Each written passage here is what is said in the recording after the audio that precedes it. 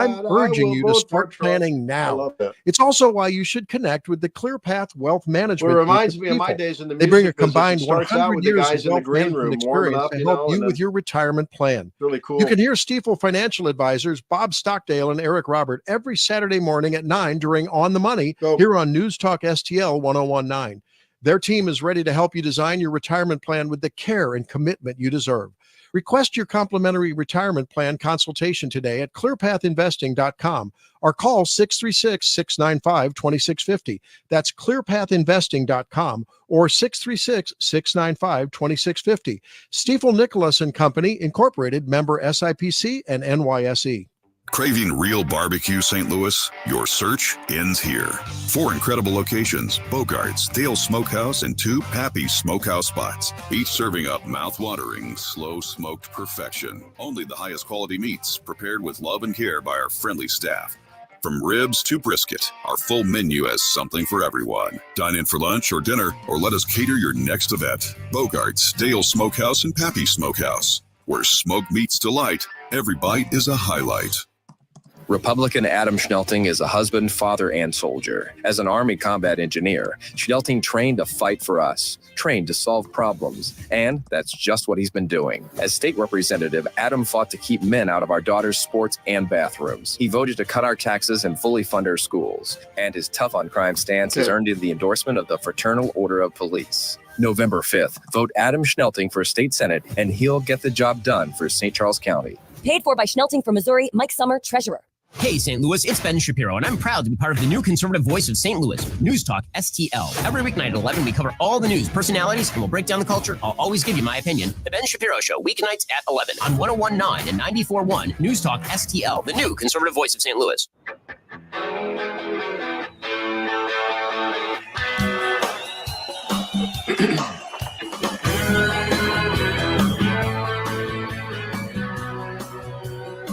School bus driver in a traffic jam,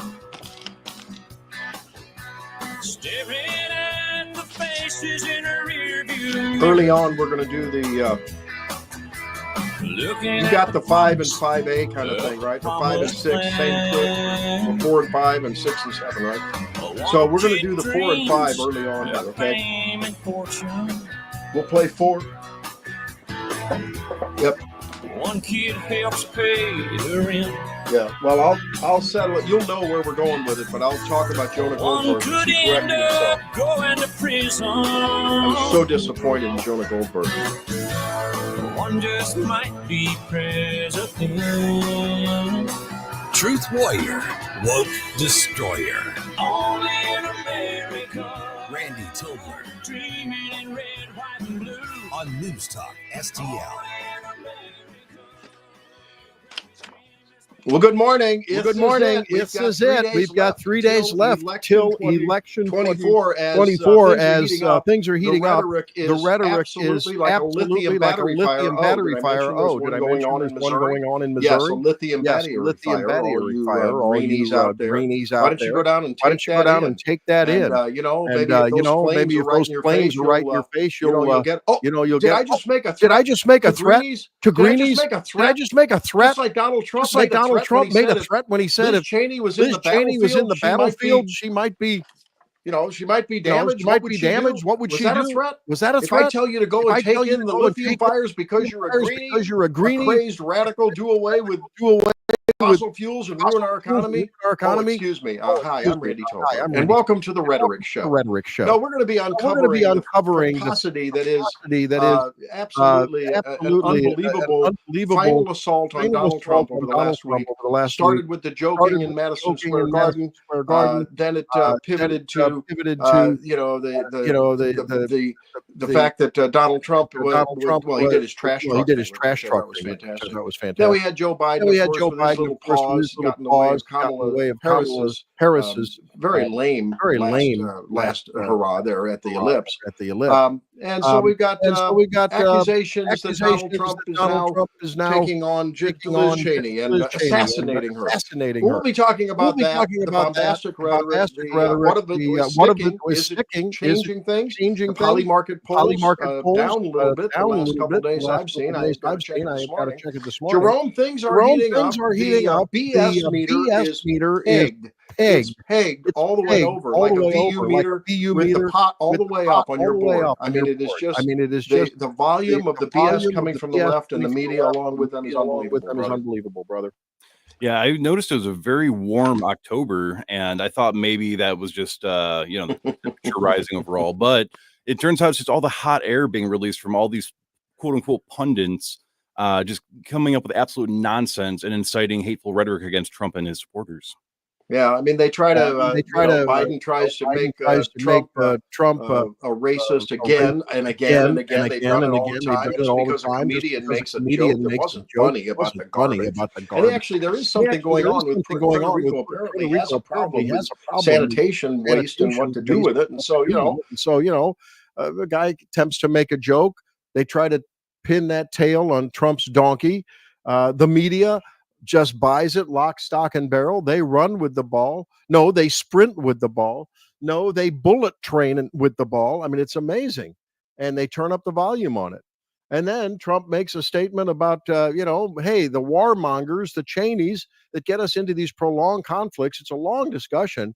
Get us into that. And then the next thing you know, that's turned into a rhetoric. Let me set the show for you.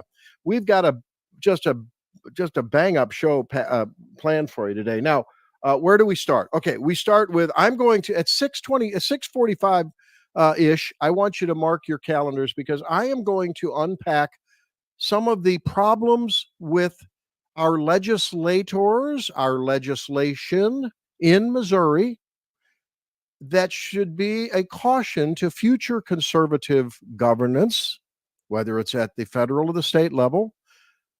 This is an I told you so moment. I've had no less than 3 calls yesterday from people who are pro-life, women who are pro-life, reading stories about women in abortion banned states that have died allegedly as a result of those laws. These are put out by the left. And women are asking me, what about this? I mean, I'm concerned. Maybe I should look at Amendment 3. I'm going to vote for it, against it, but I don't know. Of course, Amendment 3 being the abortion issue. Listen, I've done a little bit of this. Done OB and GYN for over 30 years, and actually 35. God, that makes me old. And I know a little bit about this. I know a little bit about behind the other side of the stethoscope. I know what it is to be in those scrubs in those moments, and I will unpack that. And I hope the legislators of Missouri are listening, because I don't think we can reel this one back. But maybe as they move forward in the future, and other conservative legislators, and they're all my friends. I consider these people my friends. I begged them to spend the session after Dobbs refining the law, but they didn't. I'll explain at 6:45. At 7:05, an interesting guest, because I think it's something that may be an untold story that may be told after the election, and that is the evangelical, the Christian, the Catholic vote. Where is it going to go? Is it going to sit home? Is it going to go for Harris? Is it going to go for Trump? Why are evangelicals sitting at home? And more from Clare Lopez. She's with United West and the Center for Security Policy. And we'll talk about that, about immigration policy, about where she thinks this election cycle is going. That's 7:05. 7:45, of course, we'll talk to Virginia Kruta, get her final call on where she thinks this election is going. And then at 8 o'clock, we'll talk with Mike Ferguson, of course, from Ferguson in the Morning, and that's going to be a fabulous discussion with him. Mike has an interesting take on things, and I think a pretty good overall bird's eye view from that 30,000-foot view of what's going to happen and what the electorate, not only locally, but in Missouri and, of course, nationally, will be doing.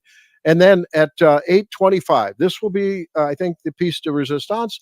Mitchell Brown, who's the director of strategy and a pollster at Signal Polling Company, They have had in the past some of the most accurate polls. New York Times viewed them as the most accurate back in the 16 cycle. He will join us with his final crystal ball presentation as to where he thinks this election is landing, as the polls are showing on average just a little fraction of a percent in the swing states if you average out the various leads. And it depends on which aggregate site you look at, but it appears as though Trump has in aggregate, in average, an overall lead in the swing states. But the devil's in the detail. Which swing states will he, if he does, prevail? Will that result in an electoral victory? Will he prevail in a few of them, but not enough to give him the victory and rather Kamala Harris the victory? These are big questions. We don't know.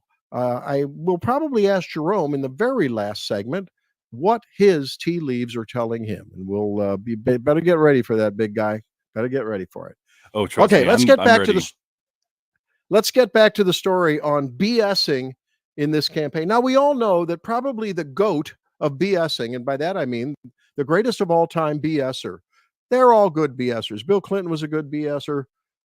Ronald Reagan was a BSer. I heard a podcast, Barry Weiss's Honestly podcast on BS. It seems to be something that Americans not only expect, but actually thrive on. Donald Trump, however, does it like no one else. He BS'd about eating cats and dogs in Springfield, Ohio. But that's what it took to break through the din. That's what it took to break through the cloak of secrecy. That's what it took to break through the cover-up that was the mass immigration into that town and so many others, even though he was factually, let's say he may have been wrong. That's the kind of stuff that politicians need to do these days to get our attention. But then there comes the deceit. When you, and it amounts to not only the content, but the depth of deceit and the damage done with the deceit.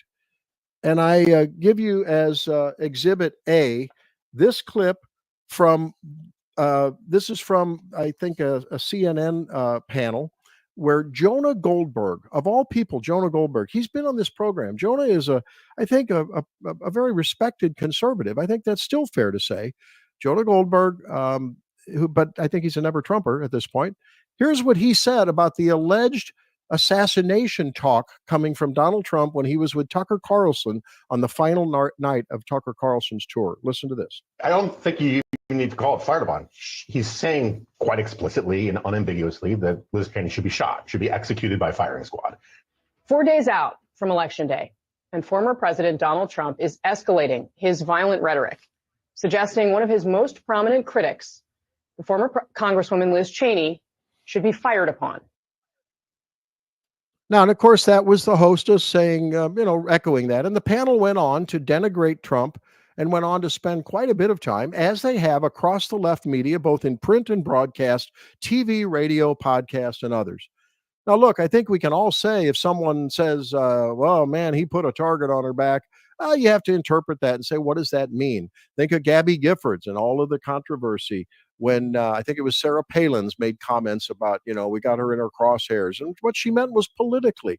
Sadly, that led to an assassination attempt. Well, it led to the murder of a judge. This was at a campaign or voter registration event there outside a supermarket in Arizona several cycles ago. And Gabby Giffords was gravely injured and really has never recovered fully with a brain injury. So, you got to take this, with a grain of salt, and that gets people's attention. That's the the cable news network. I'm sorry. I remember when cable news network was actually a very honorable source of news when it first started. I watched it. You may have watched it. They've now denigrated themselves and demeaned themselves into really nothingness in terms of impact. Here's what Donald Trump actually said. Take this into your mind and process it. I don't blame him for sticking with his daughter, but his daughter is a very dumb individual, very dumb. She's a radical war hawk. Let's put her with a rifle standing there with 9 barrels shooting at her, okay? Let's see how she feels about it. When the guns are trained on her face. They're all war hawks when they're sitting in Washington in a nice building saying, oh, gee, let's send 10,000 troops right into the mouth of the enemy. But she's a stupid person. Now, on the Morning Joe, I'm reading now on my Chiron in my studio, talking about fascist, about into their faces. This is Mika Brzezinski right now talking about it, about this comment.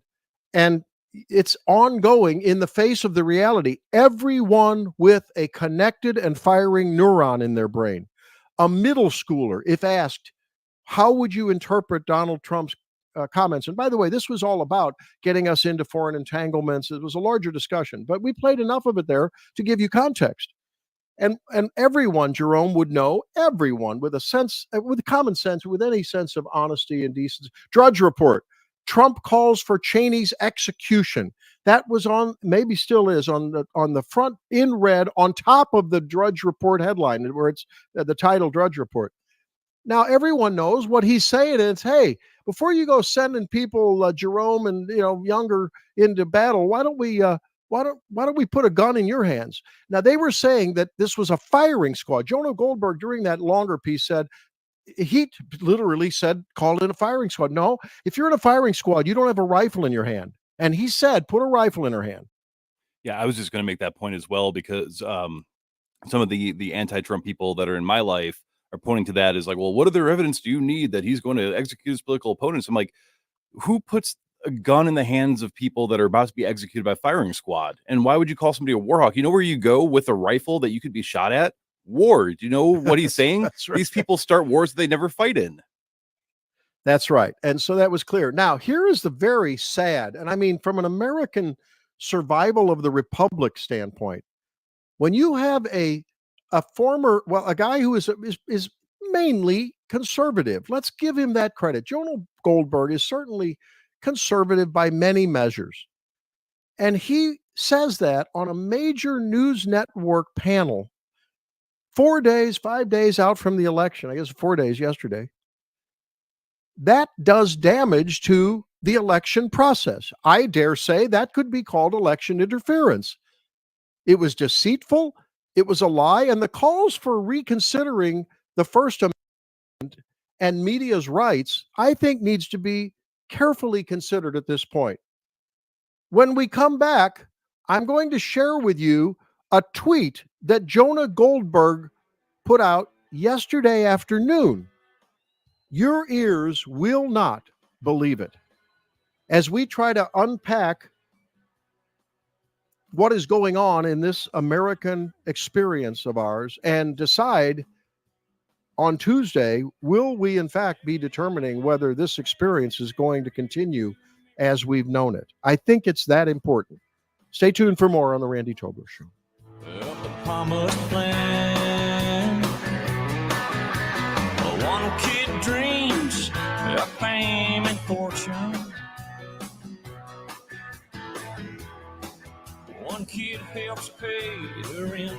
When it's important to you, they always discuss the most important topics. It's on News Talk STL. We're in the middle of a national identity crisis. What does it mean to be an American? There is a yearning in our country. Do not hand our fates over to the likes of Trump. We're going to win back the beautiful White House. News, analysis, opinion. That is what this election is about. And we're going to make America great again. Number one for live and local conservative talk. My talk station. News Talk STL. Getting new flooring can be exciting, or it can be a hassle. To make sure you have a great experience, use Michael's Flooring, like I did. Hi, it's Susie Moore, and Michael's Flooring has become my go-to for quality, variety, and an all-around great experience. They've been locally owned and operated for more than 30 years. Carpet, hardwood, laminate, ceramic tile, natural stone, luxury vinyl, it doesn't matter. Michael's Flooring is ready to help. 3 locations to pick from: St. Peter's, Darting Prairie, and Creve Coeur, or online at igotfloor.com. That's igotfloor.com. Nate Lucas here for the Village Bar in the heart of Des Peres. Since 1948, the Village Bar has been the go-to destination for delicious food, cold drinks, and unbeatable atmosphere. Savor their famous wings, burgers, and onion rings, or grab a drink from their fully stocked bar. Catch all the big games and enjoy the company of their friendly staff. Plus, don't miss the 1879 Distillery, a one-of-a-kind experience right next door. The Village Bar offers the best value in town. Find the Village Bar on Facebook and come experience where history meets great times. You'll be glad you did. Join the East Central Area Missouri Right to Life for their Vote No Convoy event, Saturday, November 2nd. Gather for a vehicle convoy starting in Eureka. Join us as we encourage voters to keep Missouri pro-life and vote no on Amendment 3. Meet at the commuter lot at 201 West 4th Street. Arrival time is 8:30 a.m. Convoy departs at 9:30. Reserve your spot now on Facebook by searching No on Amendment 3 Convoy or call 314-580-9802. Join the convoy in Eureka Saturday, November 2nd. Paid for by East Central Area Missouri Right to Life. I'm Dr. TJ, owner of the Institute of Natural Health, co-owner of Optimal Nutraceuticals, and the host of Wellness 101. Wellness 101 is designed to cut through the nonsense. Here's some expert advice from McGuire Moving and Storage. If you have a home or business move coming up, you need to book now. Most moving companies are booked 6 to 8 weeks out. So call McGuire now, get an on-site estimate, set a date. McGuire has 85 years of experience and just won the Spire Quality Award. I can personally testify McGuire goes above and beyond to help the clients. McGuire Moving and Storage, McGuireMoving.com. From home improvement to replacement, do-it-yourself electrical projects can be shocking. That's where Grasser Electric can help. They've been lighting up St. Louis for years. From ceiling fans and dimmer switches to repair or replacing your electric. No job is too big or too small for your home or business. Grasser Electric will even install emergency backup generators. So call Grasser Electric today before the sparks start to fly. 636-441-5200 or go to grasserelectric.com. This hour, The Randy Tobler Show, is brought to you by the ClearPath Wealth Management Group at Stifel. Request a free portfolio review at clearpathinvesting.com.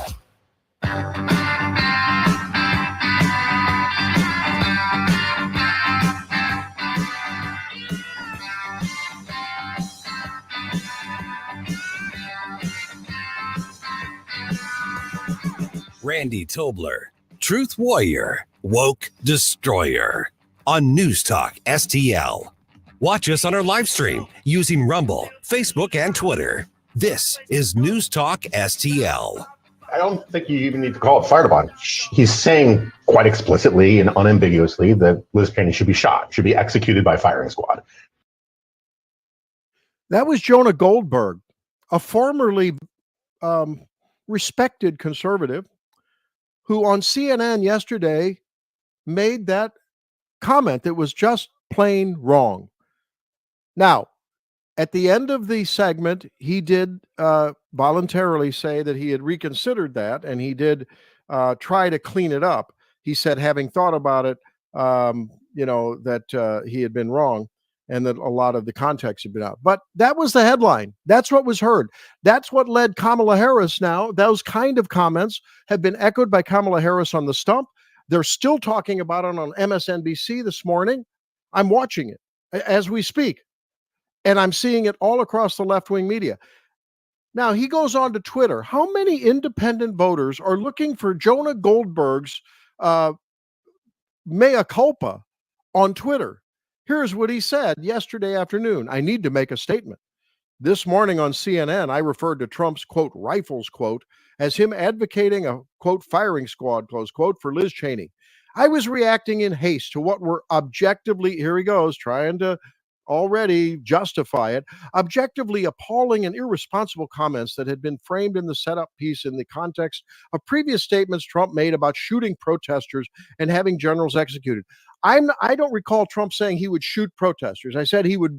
I've heard him say that they are the enemy within the radical left, and when they riot and when they destroy things, we'll call in the National Guard. And yes, Randy Tobler would say, if you're rioting and you're ruining my small business, I think you should be shot. So take that. Don't come into my domicile. Don't come into my small business. I will shoot you. It won't take the National Guard. Having said that, Jonah Goldberg has already screwed the pooch by getting it out there at the top of a segment. People only watch these things for 2, 5, 6 minutes. They watch the clips. They see the clips on their left-wing progressive algorithm. It is appalling. It is outrageous. It's indefensible, and his career should suffer as a result of this. It's too little, too late, Jonah. And the day I interviewed him, I was so thrilled because I've always thought Jonah was a thoughtful a man who really, writes deeply researched and well thought out opinion. Well, I have a second opinion now. He has now been infected by that terrible virus, which in many ways, because it affects us systemically on and on and on, beyond a little viral epidemic like COVID. In many ways, Trump derangement syndrome is worse than COVID. It speaks at the very heart and is a threat to the very fabric of our republic. And it's widespread. There's cure for it, except a too big to rig electoral victory on Tuesday. I don't think we're going to know anything for weeks. That's my opinion. We'll have to see. I just think there's already enough evidence of shenanigans going on. And guess what? I have some receipts on that. I will share those with you right now. You've heard the left say, you've heard let's not even talk about 2020. Let's admit that the circumstances were ripe for low propensity voters. This is minimally denying that election, but I think it's the most justifiable evidence of election denial if you want to go that way. I thought that Donald Trump was caught in the torrent of a pandemic. He took a lot of credit or took a lot of heat for it, and I think that was expressed at the ballot box. And if he did win, it was not by a big enough victory to overcome the losers who did cast their ballots without having one clue what or who they were voting for. They just voted Democrat because that's what they saw on the TV. And those people normally would not have voted had they not been sent a mail-in ballot. A lot of those things have been changed. Let's not relitigate that. Going forward, already you hear the hoofbeats from the left accusing people on the right of already pre-election denying. Well, all of my friends on the left, and you can call me, 314-912-1019. I'm ready. Let's have a discussion about this, okay? If you want, I'm ready for it because I've got some thoughts. The other day on the Washington Post online podcast, they had the Jeffrey Capehart and Ruth Marcus, who are the associate editors of the Washington Compost. Thank you, Mark Levin, for that. I'll borrow that from you. And Hugh Hewitt, who himself I'd say is he's a writer than most moderate Republicans, but he's a journalist and he's an honest man. Does a syndicated radio program. I have in the past had some disagreements with him because I think he sometimes is too friendly with establishment types. But all that said, he's an honest journalist. He reports the truth, and I will always do that, whether the truth leads us to the left or the right. Truth seeking is what we are about. So he was on this video podcast, and they were talking about election fraud already being thwarted in some cases and still being investigated in others out of Pennsylvania. One was the Bucks County, Pennsylvania. You saw it. Yeah, if you've paid any attention to the Twitter, to Fox News, to anywhere, where voters, the early voting, where they have basically same day mail-in drop-off then voting. So people would get their mail-in ballots. They had to stand in line, get the mail-in ballot, fill it out, and then they could, instead of mail it in, drop it in a box right there at the polling place.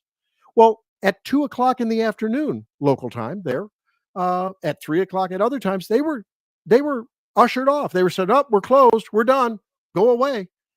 When they should have been open till 5:00, and anyone in line at 5:00 should have been allowed to complete that process. A state judge said, no. When the Republicans' election integrity war room got a hold of that and filed suit against the election officials there, a judge said, no, you've got to extend this to Friday, yesterday afternoon at 5 p.m. Even then, it's being reported now, by the way, that apparently they were still turning people away, saying that they'd run out of paper, or they didn't have enough staff. I mean, all kinds of bogus. It doesn't matter. These are bona fide problems with the election process, discouraging voters. And we don't know whether the people in line were Democrat, Republican, Independent. We don't know. But it doesn't matter. It makes our point. So they're discussing this matter on the videocast, the Washington Compost videocast. And remember, the rank and file at the Washington Post, as a little bit of subtext to this, are hopping mad.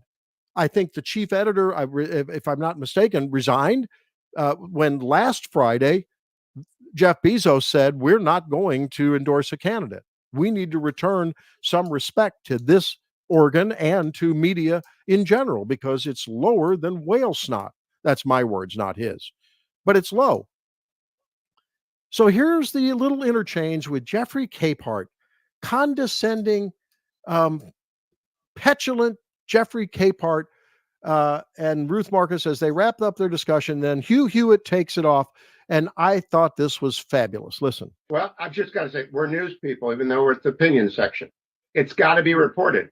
Bucks County was reversed by the court and instructed to open up extra days because they violated the law and told people to go home. So that lawsuit was brought by the Republican National Committee, and it was successful. The Supreme Court ruled that Glenn Youngkin was successful. We are news people, even though we have opinions, and we have to report the whole story if we bring up part of the story. So yes, he's upset about Bucks County, but he was right and he won in court. That's the story. I'll let you keep going, Jonathan. No, I don't appreciate being lectured about reporting when many times you come here saying lots of things that aren't. I won't come back, Jonathan. I'm done. I'm done. This is the most unfair election ad I have ever been a part of. You guys are working. That's fine. I'm done. And he left. He took off his earpiece. He said, you guys are deceitful. You're not reporting the truth. You're glossing over it. I won't be a part of it. And good for Hugh Hewitt. And I think that all of us should, whether it is someone on our own side who is absolutely blowing smoke, or whether it's someone on the other side, we need to call it out. Integrity needs to rule in reporting. I have said it over and over again, and I said it about this Liz Cheney thing with Donald Trump. I told everyone that wanted to know yesterday, and a few who didn't, because I can't help myself sometimes. Sort of like Tourette's syndrome when you do talk radio, you can't help yourself. I'm trying to get better, though, Jerome. I'm trying to only speak when spoken to. Go back to my youth, My wife has become my mom and dad. She reminds me, Randy, only give your opinion when people ask for it or the red lights on in the studio. Okay. Here's the deal. When Donald Trump made those comments, I knew it was going to be a problem. You have to be careful in the final days when independents, and there is some evidence out there that I'm right, when independents are making their final choice, they swing one way or another in the last 5 to 7 days, sometimes 3 to 5 days. And the last thing they hear, even though it may be wrong, even though it may be deceitful, even though it may be agenda driven by a progressive whack job on the left who has a pretty face and is sitting on MSNBC, I couldn't be talking about Mika Brzezinski, but that's another question. Just because they hear it, that might tip the scales. It was a mistake last Sunday for Madison Square Garden to be nothing but a bromance. It was a big bromance there. And that's in my humble opinion. And it could be that the independents that flip for Harris, the fraudulent votes that occur, because we know they will, and they'll be in bigger numbers than the left will ever want to admit, could tip the scales. And so Donald Trump needs to be ultra careful. We can say, hey, he was fraudulently accused of saying that Liz Cheney should be executed. It doesn't matter. Perception's reality at this point, ladies and gentlemen. And it just, I would hope that people that have his ear or in his orbit would remind him to just, be boisterous, be brash, have fun, put on your sanitation worker vest, fry the fries, but keep smiling and don't load their gun. Because when you load their gun, think of it as a black powder gun. Instead of putting in the little, and I do shoot black powder, instead of putting in 100 grains of the powder, you're putting in 200 grains, and they're pushing the ball down and they're pulling the trigger. Be careful, Donald. Be careful. I think it could make a big difference. Some more receipts from Pennsylvania. So let me bring you this story. This is a story about Pennsylvania officials are investigating fraudulent voter registration in 3 counties. So I already talked about Bucks County being a problem. Now we have the problem in Lancaster County. They're investigating as many as 2,500 fraudulent voter registration applications. In Monroe County, they have reviewed those. In Lancaster, they found that 60% of the forms that have been investigated have been determined to be fraudulent. In Monroe County, they're finding some similar things. And when it all bakes down, they're finding things like the proper name on a registration, but it's a duplicate. It is a citizen who should be able to be registered, but that citizen did not file that registration. Guess what they're Jerome, what they're tracing these all back to? Lay it on me. They're tracing this all back to a company in Arizona that is a canvassing company, and guess who are among their clients? Biden Harris, Mark Kelly, and a bunch of Dems. So I'm sorry, I don't hear this being reported on the left about Republicans and Republican-connected machines and vendors filing fraudulent applications. Do you? I haven't heard that. If anyone out there knows it, send it to me. We'll get it out on the air. I mean, I want to tell the truth. I just don't hear that happening. So when the left tells you, come prepared, ladies and gentlemen, come prepared to an argument. When people are saying, oh, what do you mean, you guys? Of course, there's always a couple of people in every election across the state. No more than the Brennan Law Center. They said that they could document 30, some 30 or 36 different cases from the last cycle. You know what? It's more than that. There's a lot of we don't know the denominator. We don't know the universe of those that have escaped. All we know is the numerator that are caught. We don't know how many have actually voted fraudulently and just slipped through investigation. You know that a lot of crime is committed, a lot of shoplifting is committed, and not all of it is caught or prosecuted. That's what's going on here. I'm absolutely confident. Will it be enough to tip the election? I don't know. I'd like to think not. Okay?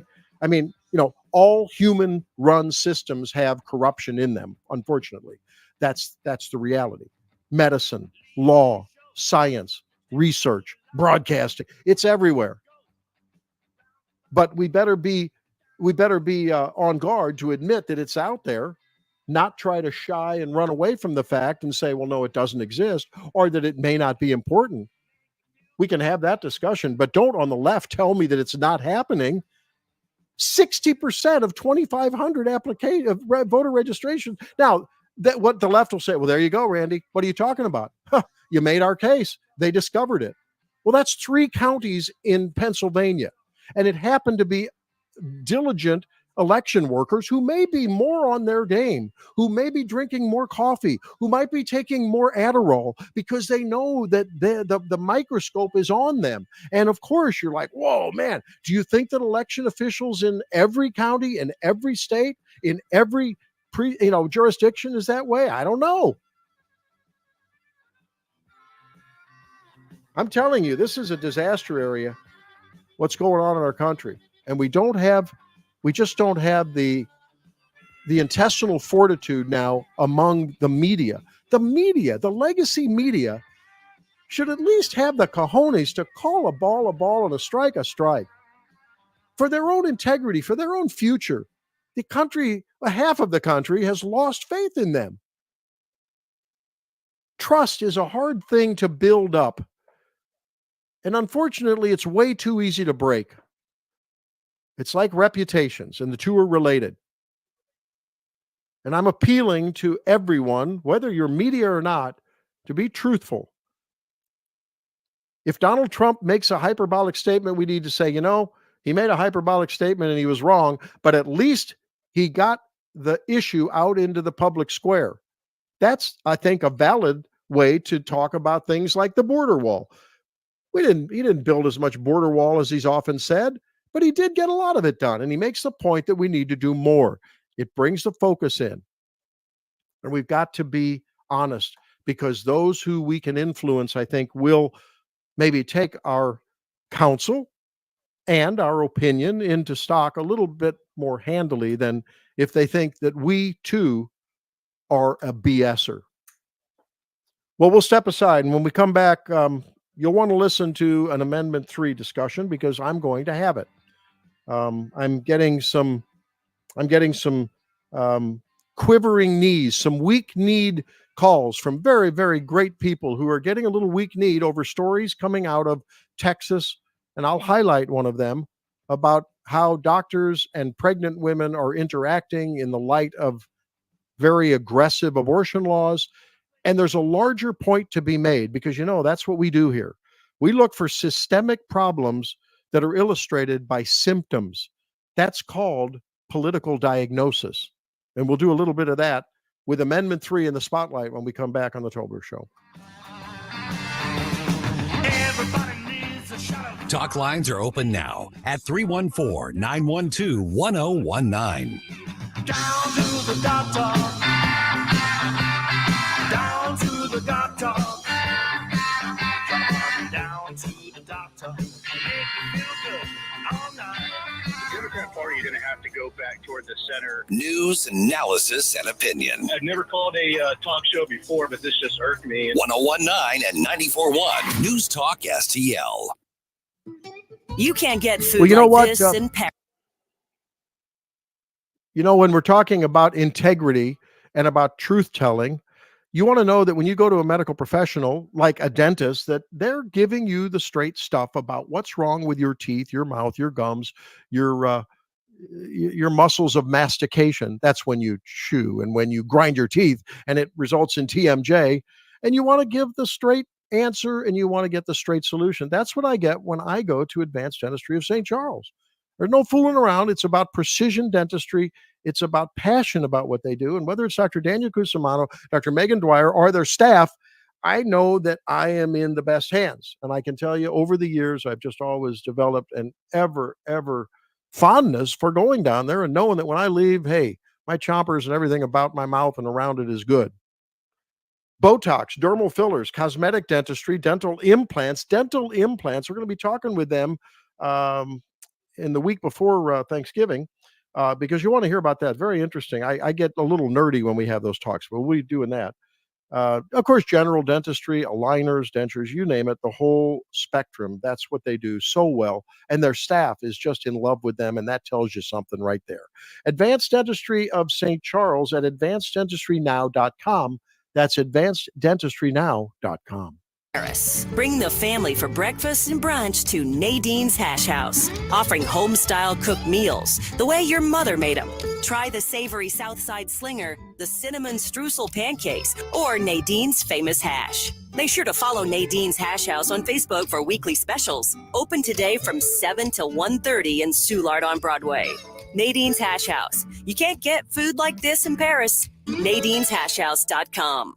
You know grit when you see it, and Robert Crumb's got plenty of it. A Navy veteran, Crump is steady, unshakable, always pushing forward for Missouri. Pro-Second Amendment, Crump knows you have the right to defend yourself, your family, and property against violent criminals. Like the mighty Mississippi, Crump doesn't waver. He stands firm to protect your freedoms. Send Robert Crump, Republican for State Senate District London, Jeff City. Strong, unyielding, fighting for you. Robert Crump. Paid for by Crump for State Senate 2024. Chris Clark, Treasurer. I'm so tired of my water smelling like rotten eggs. Iron foul. It makes my clothes and home smell. And my sink and faucet look dirty. I'm calling Jones Air and Water Treatment for their solution to this pollution. Jones Air and Water Treatment has a solution to your pollution. Call now for your free water analysis at 636-899-1040 and live with clean, great-tasting water. That's 636-899-1040 or joneswater.com on the web. Call us now. As the daughter of an OBGYN, I learned from a young age that no topic is too taboo for discussion at the dinner table. This family-centered, transparent approach to health and wellness that my dad, you may know him as Dr. Randy Tobler, created for my siblings and I, is what we strive to deliver to our patients at Body of Health Direct Primary Care. I'm Sammy Tobler-Gregory with Body of Health, where relationships matter. Come learn about healthcare the way it ought to be and schedule your free discovery call today at bodyofhealth.com. That's bodyofhealth.com. This hour, The Randy Tobler Show, is brought to you by the ClearPath Wealth Management Group at Stifel. Request a free portfolio review at clearpathinvesting.com.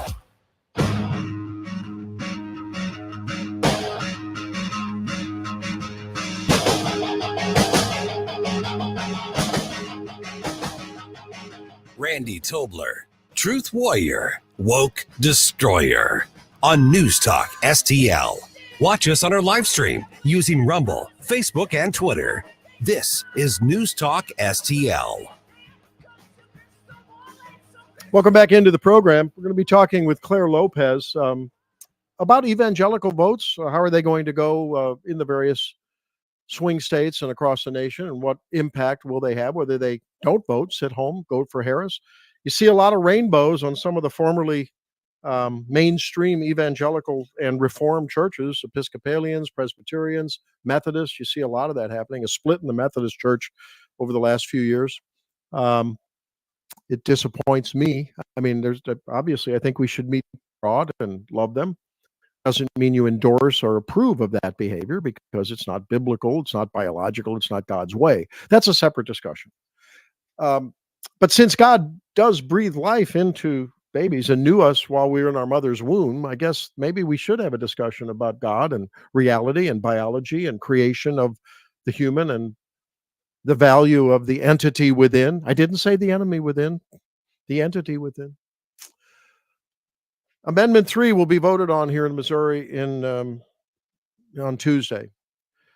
I've been getting an increasing number of texts and calls from people who say, hey, you're a doctor, you look at the political scene, you know about the reality of miscarriage and abortion, and I'm getting a little worried, say my pro-life friends. I love these people. They're great people, and I don't blame them for being confused. And I guess I actually think that, well, let me tell you the story. So it goes on like this. Here's a story out of Texas. Headline: a pregnant teenager died after trying to get care in 3 visits to 2 Texas emergency rooms. This is a story of Candace Fales. She screamed for someone in the Texas hospital to help her pregnant daughter. Nevaeh Crane was crying in pain, too weak to walk, blood staining her thighs, feverish, vomiting the day of her baby shower. The 18-year-old had gone to 2 different emergency rooms within 12 hours, returning home each time worse than before. First hospital diagnosed her with strep throat without investigating her sharp abdominal cramps. At the second, she screened positive for sepsis. That's when you have basically bacteria in the bloodstream. That can lead to fulminant, rapid, disastrous, catastrophic, multi-organ failure and death. Doesn't always, because we have now, with the help of AI, algorithms put together vital sign findings, physical findings, laboratory findings, and often can give us early warning signs and get on it early. And most often those lives are saved. Not always. Especially the further along it gets, the less likely it is. On Nevaeh Crane's 3rd hospital visit, an obstetrician insisted on 2 ultrasounds to, quote, confirm fetal demise, a nurse wrote, before moving her to intensive care. 2 hours after arrival, her blood pressure had plummeted. That shock. And a nurse had noted her lips were blue and dusky. Her organs began failing. People get kidney failure, pulmonary failure. The lungs fill up with fluid.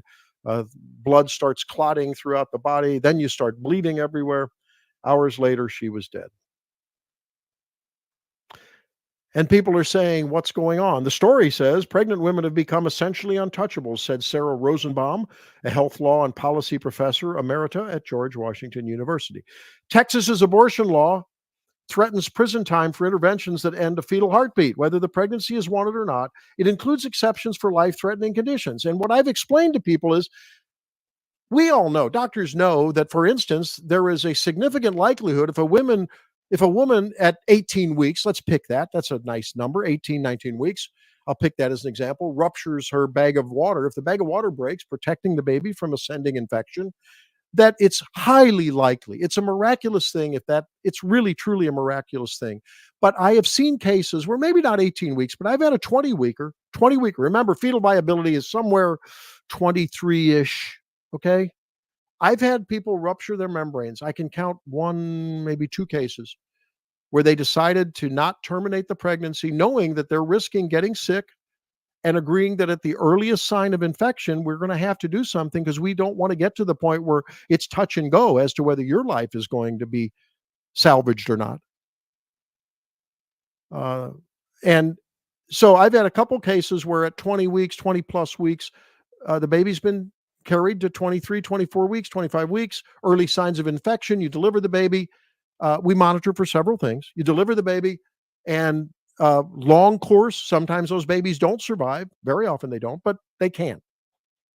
So it's not out of the realm of possibility that a otherwise very life-threatening situation in most cases may actually be carried out. And even if it doesn't make to viability, the woman may live. Therefore, it wasn't a life-threatening circumstance, but the baby had a heartbeat. You can see how doctors are giving their middle finger to, and I'm sorry, I love all you legislators out there. I begged you. I will say it again. I was on my knees, literally, when this law was passed and when Dobbs then triggered the Missouri law, which is one of the most strict in the nation. I said, please spend the session fixing it. Give doctors a safe harbor to do the right thing. Because if a doctor in St. Louis, Missouri takes a case not like this, but like I just described, or how about if there's a flickering heartbeat in a tube of a woman at 12 weeks of pregnancy? I've had those. They're not bleeding. They're having some pain. Their life isn't at that moment threatened, but if it's not taken care of, it will be threatened. I have to tell you, I would probably go ahead and do it. I'm at the end of my career, and I'm ready for a court fight. I don't know who would fund that court fight, though, because Randy's not doing it. I guess I'd have to go to jail. That's what is going through doctors' minds. A little heartbeat in a tube is going to kill a woman if it's not taken care of. But technically, you're taking, and the legislators would tell me, I love them. But they would say, oh, Randy, come on, that's common sense. Everyone knows that's a threat. No, everyone doesn't know that. I don't trust Kim Gardner to not prosecute conservative talk show host Randy Tobler when we had our studios in the city of St. Louis. Does that make sense? So because legislators didn't do the responsible thing and make a responsible law with reasonable accommodations, maybe even including a 6-week restriction, I'm just saying, we wouldn't now have what is an abomination, and that's Amendment 3. Now we're going to have it in the Constitution that instead of that, a medical assistant who just got out of a certification course that took 12 months, and she knows how to draw blood and run a urinalysis, and they're some of the most people, they're great people, by the way, some of the most valuable people in the office. I'm not demeaning them, but they don't have medical expertise in decision-making. They are a healthcare professional, and according to the plain text of this law, I am reading it now, if I can find it. I'm reading it now. No circumstance shall the government, this is after fetal viability, this is subsection 4 of Amendment 3 that will be voted on. Notwithstanding subsection 3 of this section, which talks about the right to reproductive freedom, the legislature may under no circumstance shall the government deny, interfere with, delay, or otherwise restrict an abortion. Here it comes, that in the good faith judgment of a treating health care professional is needed to protect the life or physical or mental health of the pregnant person. That could be broadly construed to say a medical student who has a doctor's license and is now in Missouri, it's legal to be an assistant physician with just a medical license. They could make the call. My point is, because the legislators didn't listen to me and other doctors, because they wanted to, I guess, I don't know why. Is it about branding? Is it because we expect that us on the right? Do we expect radical decision-making or else they're going to be out of office? I don't know. But I'm very upset and I'm angry that no one listened. And now we're going to get worse. We're going to get unfettered abortion up until the day of delivery. Women in other circumstances in this amendment won't have protection if someone botches an abortion. It's an abomination. But maybe it's a lesson for legislators. Listen to people whose feet are on the ground, whose gloves are bloodied, who are having to make these bedside decisions. Have a little compassion. Have a little understanding. Use a little forethought. When we come back, we'll talk with Clare Lopez on the Randy Tobler Show. Stay tuned for me.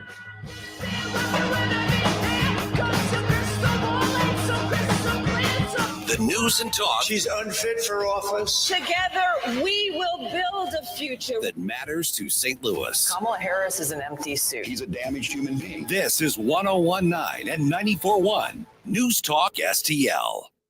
Hey, it's Tony Colombo inviting you to join my band along with Somebody to Love, tribute to Queen, for an awesome night of music Saturday, November 30th at Diamond Music Hall. Join us as we kick off the season of holiday cheer with my band, Tony Colombo and the North County Sound Machine, featuring Katie Fitzpatrick, a tribute to Duran Duran, and Somebody to Love, a tribute to Queen. Support live local music and join us for a great party Saturday, November 30th at Diamond Music Hall. Brought to you by Wetmer Chevrolet. Get your tickets now at diamondmusichall.com.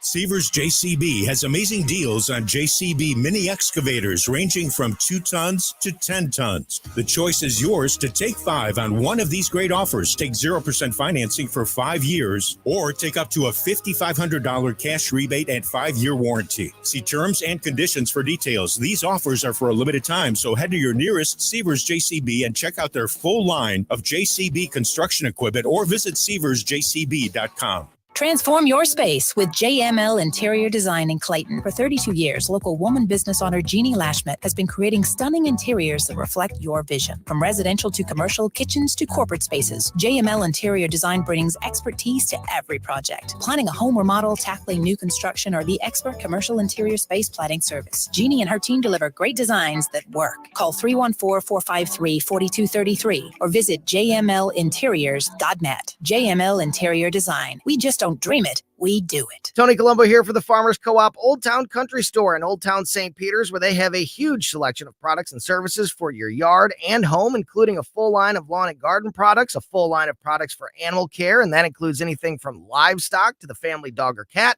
They'll fill any size propane tank for about half the price of a new one, and so much more. Visit them in St. Peters on 2nd Street, right behind the QT at 70 and Mid-Rivers Mall Drive. And check out all their products and services at oldtowncountrystore.com. Hey, it's Vic Porcelli, and my favorite sandwich from Capriati's is the Wagyu beef French dip. So good. It's the au jus that makes it. And the Wagyu beef is pretty good, too. I love Capriati's, and you will, too. On Manchester at McKnight in Rock Hill. I've got a way for you to really dress up your home, and only one guy I'd trust to do it. Michael Proctor, like doctor. Michael will personally examine which drapes, blinds, or shutters will complement your home. He doesn't just measure, he designs, and to make sure it's done right, he will install them. All this saves you money on custom-made drapes, shades, and shutters. Proctor, spelled like doctor. ProctorDrapery.com. ProctorDrapery.com. Hey, Colombo here for Rockwood Charcoal. Rockwood is made from 100% pure Missouri. HD3 Clayton, K270BW Belfast, KNBS Bowling Green. This is News Talk STL. White House correspondent Greg Clarkson is touring the Blue Wall battleground states. 4 years ago, the final polling averages had Donald Trump losing Michigan by up to 7 percentage points. But his support was undercounted, and in the end, he lost the state by only 2.8%. This time, Trump is in a much closer contest against Kamala Harris, and the accuracy of the poll numbers is an open question. But South Central Michigan shouldn't be a problem for Trump. GOP roots run deep here in Jackson County, the site of the first official Republican Party meeting in 1854. It's a county Trump won by 19 points last time. On the Blue Wall States tour, Greg Clugston, Jackson, Michigan. Political commentator Ben Dominich says a big increase in early voting by Republicans this election year shows the party has adjusted to changing times. What I extrapolate from it is that people have taken a lesson from the last midterm election that they needed to take much earlier. Dominich told the Salem Radio Network, although many Republicans hope to return to a simpler process, they know it's important to try and win this election by the rules currently in place. America's employers added just 12,000 jobs in October. It's a total that economists say was held down by the effects of strikes and hurricanes that left many workers temporarily off payrolls. Last month's hiring gain was down significantly from the 223,000 jobs that were added in September. But economists have estimated that Hurricanes Helene and Milton, combined with strikes at Boeing and elsewhere, had the effect of pushing down net job growth by tens of thousands of jobs in October. That is correspondent Jeremy House reporting. The unemployment rate held steady at 4.1%. You'll find more of these stories at townhall.com. Life takes a toll on our bodies. No way around it. Whether it's sitting hours on end at your computer or working a physical job, over time your body pays the price. There is, however, an effective way to turn back the clock on pain. Relief Factor. Developed by doctors, Relief Factor helps support your body's response to inflammation. The difference? Instead of masking pain, Relief Factor helps eliminate it for good. And it's 100% drug-free.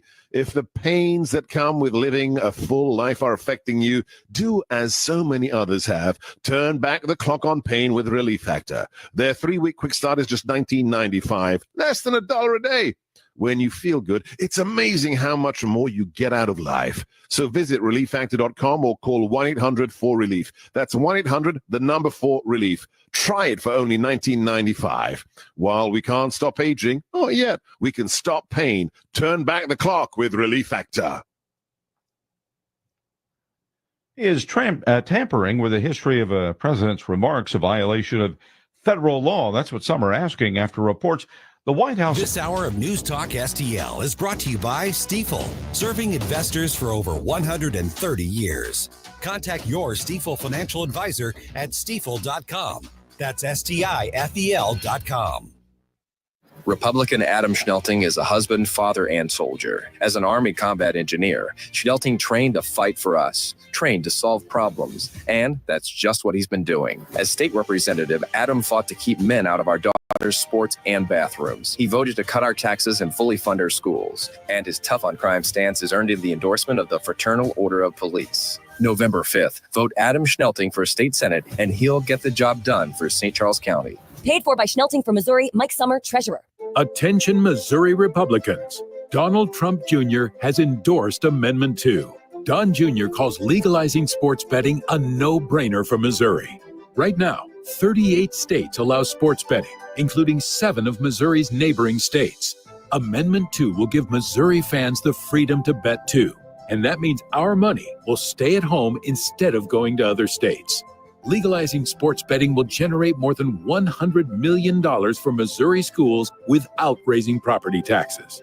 That's why our Republican candidate for governor, Mike Kehoe, is joining Donald Trump Jr. in supporting Amendment 2, generating more money for Missouri schools without raising property taxes, giving Missouri fans the freedom to bet on games. Donald Trump Jr. has it right. Voting yes on Amendment 2 is a no-brainer for Missouri Republicans. Join Don Jr. in saying yes on 2. Paid for by Winning for Missouri Education, Mike Pridmore, Treasurer. Looking for the best cannabis deals? Come to the Garden of Whedon, your locally owned dispensary in St. Charles. We guarantee the lowest prices and the highest quality flower and products. Our knowledgeable staff will help you make the right choice, and you can inspect your purchase before buying. From flowers to animals, cartridges, and more, we've got you covered. Support local business, not corporations. Garden of Whedon, where quality meets affordability. Call 636-244-0621 or visit us at 4506 Central School Road. Mention this ad for 20% off your first purchase. Mike Ferguson in the morning. How are you feeling? Anxious, confident as we head into the election on Monday, election eve? Let's talk about what you think is going to happen. Mornings starting at 5:30 on News Talk STL.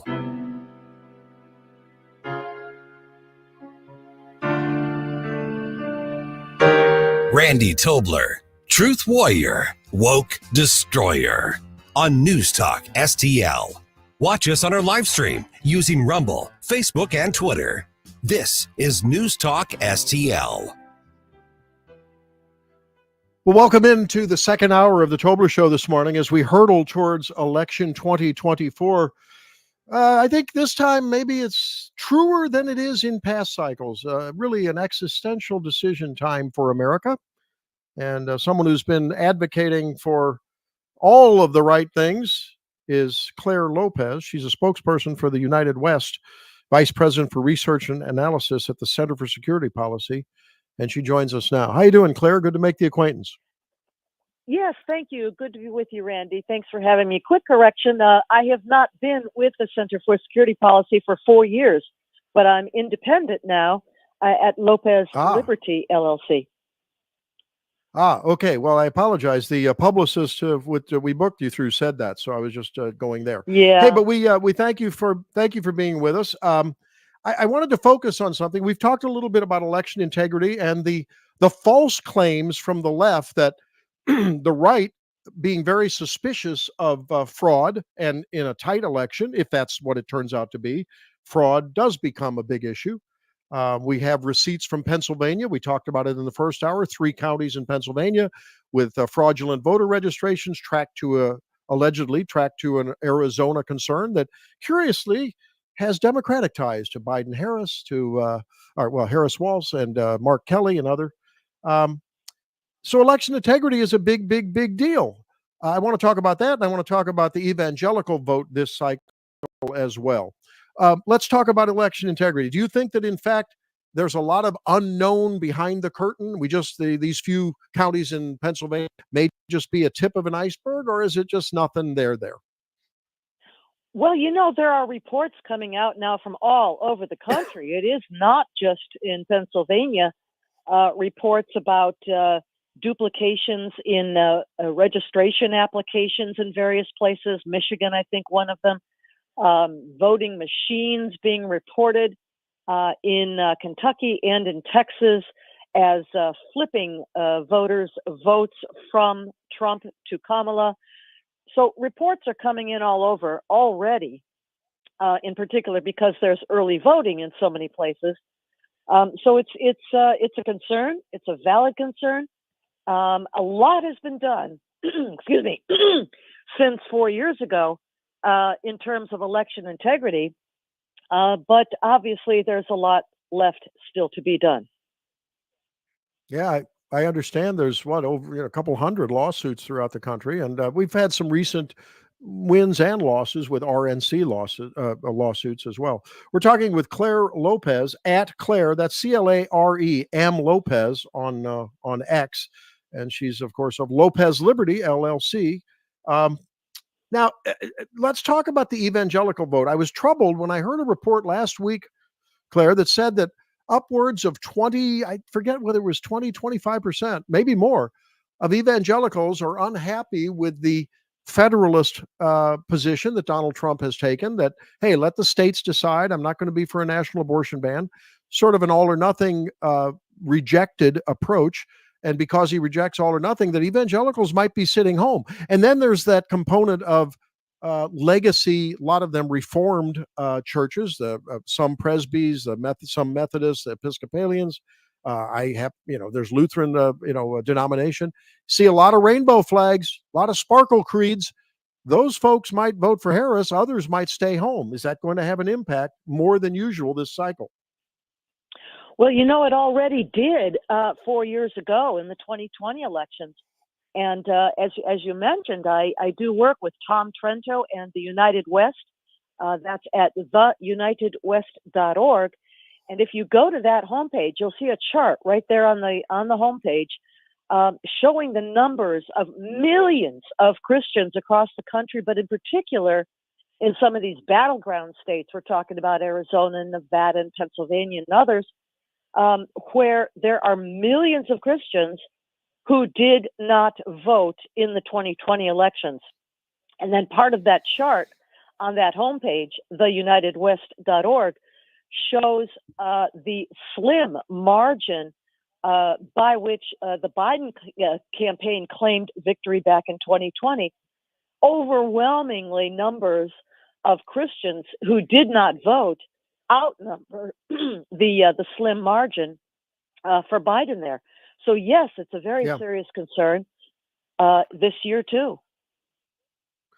I'm a doc and am concerned about healthcare. I disagree with RFK on many things, but I do agree with him on his authenticity and transparency about what he believes. I think that's refreshing these days. But B, the Make America Healthy Again movement that has now been integrated into the Trump campaign. And I can't help but think that as we approach our Christian friends who may be apathetic and saying, hey, I don't like either choice, I'm sitting home, or I don't like Trump because, he's not for a national abortion ban, whatever the reason. I'm thinking that maybe, taking care of our bodies is next to godliness. Maybe that's a persuasive argument as we talk to our friends in Christendom that may want to stay home. What say you? I think that's a very good approach to take. Yes, and I agree with you about RFK Jr. I also don't agree with him on a number of things, but his emphasis on health and Make America Healthy Again, I think is just absolutely spot on. There are other reasons, I think, for Christians to get out and vote. talking about the former President Donald Trump, for example. There was never a more pro-life president, I think, in the history of the country. And he was, I believe, the only sitting president at the time who not only attended but spoke at the March for Life. So there are many reasons, I think, for Christians to get out and vote. But more than anything, it's to be good citizens, to take the privilege as well as the obligation of being informed and engaged citizens, to be part of the vote, getting out and casting your vote. I was talking with some of my friends at church the other day. We weren't in the sanctuary. We just couldn't bring that political talk there. But during the fellowship hour, we were talking about how throughout, and I talked about last week, Claire, how throughout biblical history and world history, God has brought up leaders who are flawed in terms of their personal behavior. You think of Joseph and his Technicolor Dreamcoat, and he went some wrong ways before he went the right way. You think of King David, and I guess there's sort of a reality to that. Maybe that rings true with me about Donald Trump. He is flawed in many ways with his hyperbole and some of his personal behavior that's been reported in the past. But that doesn't exclude him from being a good CEO of corporate America, if you will, and representing those traditional values, although he may have stepped out of the bounds occasionally. What are your thoughts about that argument? I think you're framing it in a very good way there.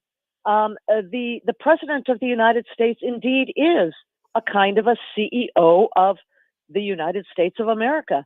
And in terms of the policies of the two candidates, we only got two choices. It's either Kamala Harris and Tim Walz, or it is the former President Donald Trump and J.D. Vance. Only two choices on the ballot, really, although, I guess RFK Jr. remains on a couple of the ballots. He didn't want to be, but he is. But basically, two choices. Look at the policies proposed by each, and not only proposed by each, but look at the prior example of the 4 years of each of their administrations. In other words, Harris with Biden these past 4 years, and the 4 years that we had with President Donald Trump. Compare them. Do you want the policies of the Trump administration, low inflation, secure border, law and order, tough on crime, advances in foreign affairs, no wars, the Abraham Accords, so many things? Or are we preferring what we just have suffered through the last 4 years under the Harris-Biden administration? Look at the policies, not just the individuals and perhaps individual foibles. Although I would say, looking at the Harris-Walz ticket, I think there's lots of room to be concerned about their personal affiliation and support for the Chinese communists. Both of them have long and deep ties there that really ought to be looked at closely. Well, the Daily Mail reported on Tim Walz before he was married, having a relationship, a very intimate relationship with a young lady when he was, I guess, for what's it called, Teach China. It's America Teaches China. He was taking students over there and teaching over there, and had this very, very intimate relationship. And according to her, she was the daughter of a CCP, higher up. Basically was wooing her and promising her in return for intimacy, apparently, immigrating to America and being his wife. And of course, he threw her under the bus and left her alone, and that was it.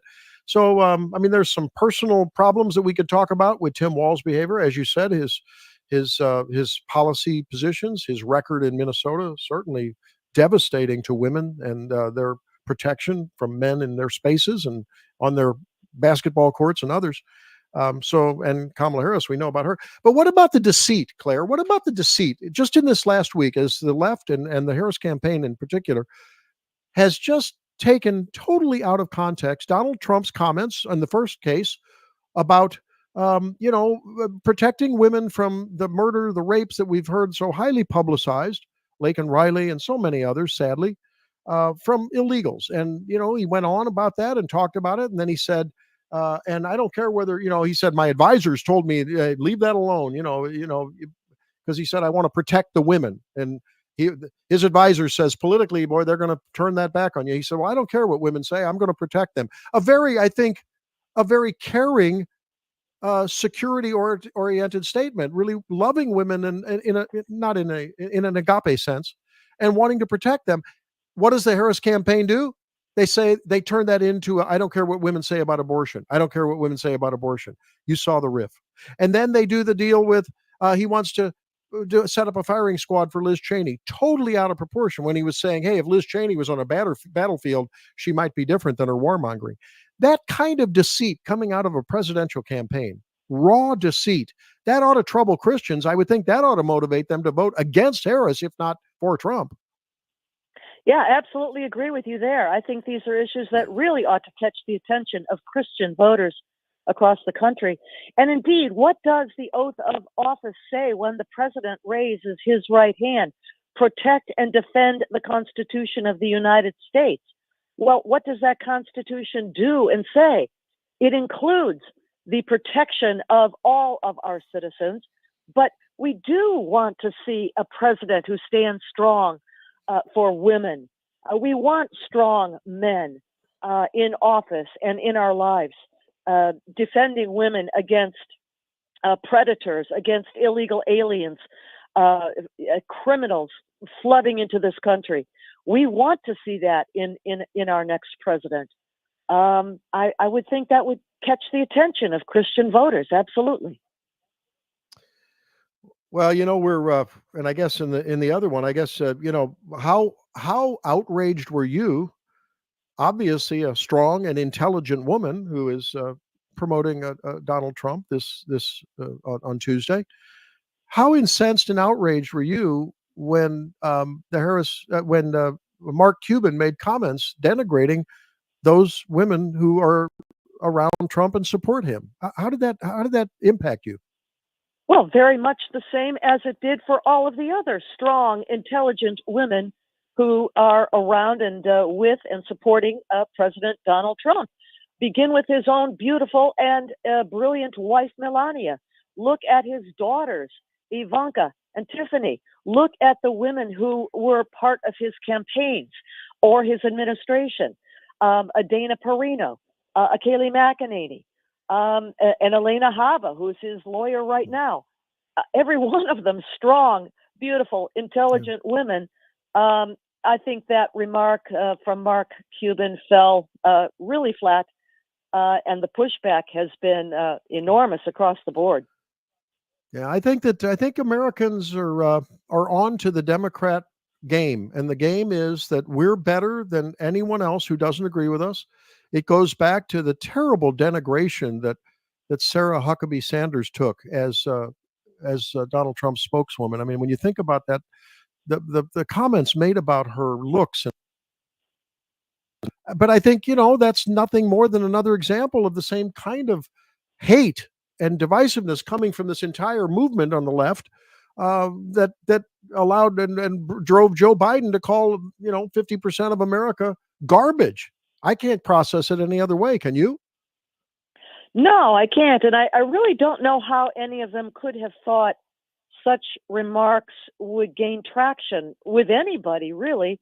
And of course, the Trump campaign jumped immediately, not only on the McDonald's, caper, yeah, but more recently now the garbage comments, jumping into a trash pickup, vest and truck, and there in Wisconsin, I guess it was, riding to his speaking event in a trash pickup truck. And Vivek Ramaswamy, reportedly, I saw him doing the very same thing in a reflective vest and in a with a trash pickup truck. So the Trump campaign is taking these thoughtless remarks and just turning them around into pure gold in terms of PR, and having a lot of fun doing it, which is quite a contrast with the dismal, as you say, hateful mood being projected by the other side. Yeah, there is a very dark pall over that campaign. It just it's a hateful, angry, dark pall. Well, we thank you for being with us. I would refer people to take a look at the United West. Listeners, take a look at this, because it's about freedom, security, and liberty, and an appeal to pray and to vote as well. It's a fabulous website, and I think a great effort. And maybe it'll give folks some tools. Well, I'm confident it will give some tools, having perused it. TheUnitedWest.org, this website, and we've been talking with her spokesperson, Clare Lopez. Give you some tools this weekend to talk with your maybe unengaged, Christian friends, and get them out to vote and save the republic. Clare, thanks for being with us. Really appreciate the visit. Thank you very much. Well, there it is. I hope that apathy among Christians is not going to tank a potential Trump and down ballot victory. I really would like to see things turn around. I'd like to see this country restore itself to a sensible constitutional republic, rather than the Marxist regime that will take over if, in fact, House, Senate, and Oval Office go towards Kamala Harris and her henchmen and women. When we come back, let's take a few calls. 314-912-1019, my number on the Tobler Show. Virginia Kruta coming up at 7:45, and then Mike Ferguson and the Director of Strategy of Signal Polling to wrap it up in the 8 o'clock hour. It's a busy show. Hope you can stay tuned. Well, very much the same as it did for all of the other strong, intelligent women who are around and with and supporting President Donald Trump. Agree. I think conservatives have it wrong. Or disagree. I couldn't agree with you more. The conversation happens here. I agree with you on Trump. I'm shaking my head. I'm one of your liberal Democratic listeners, and I don't get why any of this even matters. Because your voice matters. Everybody told him he couldn't do it, and then he did do it. That's what you got to do. You got to play hardball. I want to hear what people think and be able to talk about it. 101.9 and 94.1 News Talk STL. Kamala Harris and Joe Biden are ignoring kitchen table issues. Liberals are fighting to defund the police, indoctrinate kids, open the border, and put boys in girls' sports. I'm Ann Wagner. The people I talk to know better. Let's work for what matters most. Lower costs, parents' rights, and safer streets. Ann Wagner is working for common sense solutions to the problems you face. She's challenged the big government machine in Washington and delivered a tax cut for middle-class families. Ann has stood with parents to defend their right to make decisions on the upbringing, education, and care of their children, protecting our kids from radical leftist indoctrination. And as crime rises, Ann has worked to protect our safety by fighting efforts to defund our brave police. I'm Ann Wagner, and I approve this message. So pull up a chair, and together we'll turn the tables on Washington. Fighting for your family. Ann Wagner for Congress. Paid for by Ann Wagner for Congress. History, wine, spirits, food, and music, plus an awesome name. That's the Old House in Hog Hollow. This beautiful historic home's been turned into a wine bar and event venue that can host any and all of your gatherings. Take a tour while enjoying a glass of wine and see all the original features that are still around from the 1850s. Open Thursday through Sunday, 8 a.m. to 4 p.m., serving breakfast, lunch, and brunch, with live music on select dates paired with wine tasting. Find them at 14319 Olive Boulevard in Chesterfield or online at oldhouseinhoghollow.com. Jewels on Hampton and St. Louis Hills is paying some of the highest prices on gold, silver, diamonds, semi-precious colored stones, coins, flatware, and fine watches on site. Jewels on Hampton is a premier jeweler featuring Alvanza's jewel art designs with an exquisite selection of diamonds, semi-precious stone jewelry, and vintage watches. Their expert design team can restyle your jewelry to today's contemporary style. They also do jewelry and watch repair. Need extra cash? Jewels on Hampton is paying some of the highest prices on gold, silver, diamonds, semi-precious colored stones, coins, flatware, and fine watches. Bring in your collectibles and clocks and sports memorabilia and figurines too. Jewels on Hampton, 4506 Hampton, just 3 blocks south of Chippewa, and jewelsonhampton.com. Call them at 314-752-5000, 314-752-5000, and jewelsonhampton.com. Jewels on Hampton. Join the East Central Area Missouri Right to Life for their Vote No Convoy event, Saturday, November 2nd. Gather for a vehicle convoy starting in Eureka. Join us as we encourage voters to keep Missouri pro-life and vote no on Amendment 3. Meet at the commuter lot at 201 West 4th Street. Arrival time is 8:30 a.m. Convoy departs at 9:30. Reserve your spot now on Facebook by searching No on Amendment 3 Convoy or call 314-580-9802. Join the convoy in Eureka Saturday, November 2nd. Paid for by East Central Area Missouri Right to Life. This hour, The Randy Tobler Show, is brought to you by the ClearPath Wealth Management Group at Stifel. Request a free portfolio review at clearpathinvesting.com.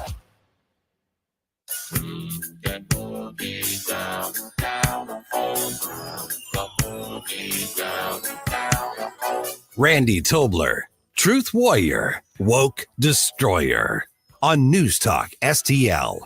Talk lines are open now at 314-912-1019. Hey, it's Vic Porcelli. Come hang out with Ken Williams and me every Monday through Friday from 9 to 11. Right now, it's back to the Randy Tobler Show on 1019 and 94.1 News Talk STL. Welcome back into the program. You know, there's a lot of gravity about this upcoming election, not only in the state, with our various amendment ballot issues, Amendment 3 about abortion, Amendment 2 on online gambling, Amendment 6 funding sheriff pensions. Unfortunately, that also funds circuit clerks, which circuit attorneys, well, like, Kim Gardner, former circuit attorney. And then there's Amendment 7, which is the only citizens vote and no ranked choice voting amendment. And then Prop A, of course, the one for minimum wage. And I think maybe even more troublesome is the mandatory hour for sick leave for every 30 hours gained or worked. While that sounds good on paper, it's a short-term gain for workers. It's like it's a nice bill if you can keep your job, because I think what it's going to lead to is more robotics and a more rapid movement away from employment. Speaking of employment, we got to talk about those abysmal numbers from yesterday. So let's lighten it up a little bit, though. I've been perusing some of the tunes. Jerome's got a bunch collected. There's one that really reminded me of my music business days. I remember when we were the opening to this little video music meme for Trump shows a bunch of musicians in the green room, and they're sort of hacking around playing. You hear a little saxophone, and it morphs into a pretty cute song. It must be. I wonder if it's Cubans down in Miami, because it's followed with a lot of boats and Trump busts on the boat. Big statue of Trump and a lot of people dancing around and doing the salsa. I love it. It reminded me of when we played a Christmas concert with the Manhattan Transfer, and I was in the band there at the UMSL Performance Center up there, the auditorium, and big Christmas program. And we were in the green room with Manhattan Transfer, and we were all, sort of warming up, and everyone. It was just the beginning of this reminded me of that. So take a little listen to it. Have some fun. I will vote for Donald Trump. Oh my God, I will vote. I will vote for Donald Trump. Oh my God, I will vote. I will vote. I will vote for Donald Trump. The people go out to vote, no fear, no more. Vote for Trump. Let's go. Vote for Trump. If you want to keep America great, vote for Trump. Let's do it. I vote for Trump. Come on. Oh my God. Oh my God, I will vote. I will vote for Donald Trump. Boy, it's a lot of fun. And it's good to see people having fun. I'm sure they're doing it on the left. I just can't find it. I guess it's not in my algorithm. Have you heard such fun and people just having a ball in a presidential campaign from all walks of life and all ethnicities, Jerome? I haven't seen it. No, and I try to do a pretty good job keeping up with both sides of things. And the only joy that's going on the Harris camp right now is just hating on Trump and Trump supporters. They really don't have anything anywhere near that level of actual enthusiasm and fun going on. That's why I hang out with the Trump crew. Yeah. Well, there is some news that came out yesterday that has to have the Harris campaign shaking. The spin around that from the media is unbelievable. I'm gonna give you my take on it, but here's Rick Santelli announcing the jobs report for October.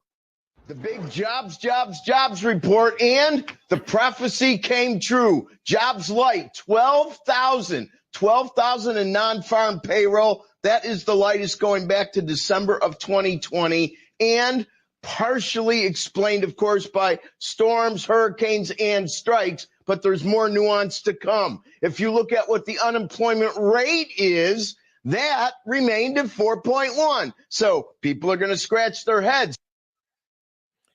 Why are they going to scratch their heads? Because wait a minute, one measures one thing, and what's factored into the headline number, the 4.1% unemployment rate.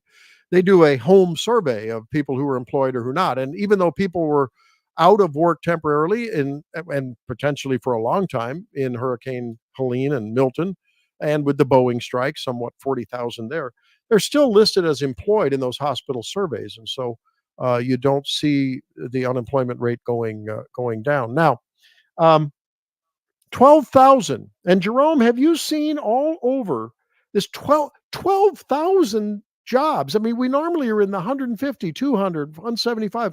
By the way, August and September jobs numbers were adjusted downward by 112,000. So the Harris-Biden wonderful economy lost 112,000 jobs that they had previously reported. That came out yesterday as well. 12,000. When was the last time, Rick Santelli said it, when there were that few jobs created? It was December of 2020, right? Yeah, something like What that. was going on then? Oh, yeah. Yeah, good point. Now, that was a systemic nationwide assault on the economy, largely on the wings of government mandates. Okay, that's a whole nother discussion. But that was a time when the entire country's economy was shut down. Remember, we were only, 7-8 months into pandemic. And the left and the Harris-Biden campaign and did I say Harris-Biden? Harris-Walz campaign are all spinning this along with the complicit media. They continue to buy the bilge coming out of the campaign that, we have to take this with a grain of salt because after all, Boeing was on strike and they had hurricane. You know, we've had hurricanes in the past, ladies and gentlemen. We've had strikes, ladies and gentlemen, in the past. And I didn't see and I didn't see numbers during those events in the 12,000. You don't see that. I think this may be the shoe beginning to drop on the reality of the Harris-Biden economy. And that's what you're going to get with a Harris-Walz, and God help us if they have a complicit Congress. It'll be a disaster area. You'll be looking at Medicare for all, and those of you who have Medicare and get denied claims, tell me how that's working out for you. Long waits, doctors dropping off of Medicare. I don't take Medicare. I don't bill Medicare at my practice. We just don't do it. I won't deal with the government. I don't want them in my face. And we're finding things that wouldn't be found as soon because we're ordering tests that Medicare would consider medically unnecessary. If you want the government more in your face, vote Harris-Walz. I wish I could fit that all in a cap. I can't. So this jobs report is very worrisome. The labor participation rate went down a little bit. There's just some things on the horizon. I'm not saying, as our friend Eric Robert likes to say, and I'm sure Eric and Bob will be talking about this on the Money, just following the program here.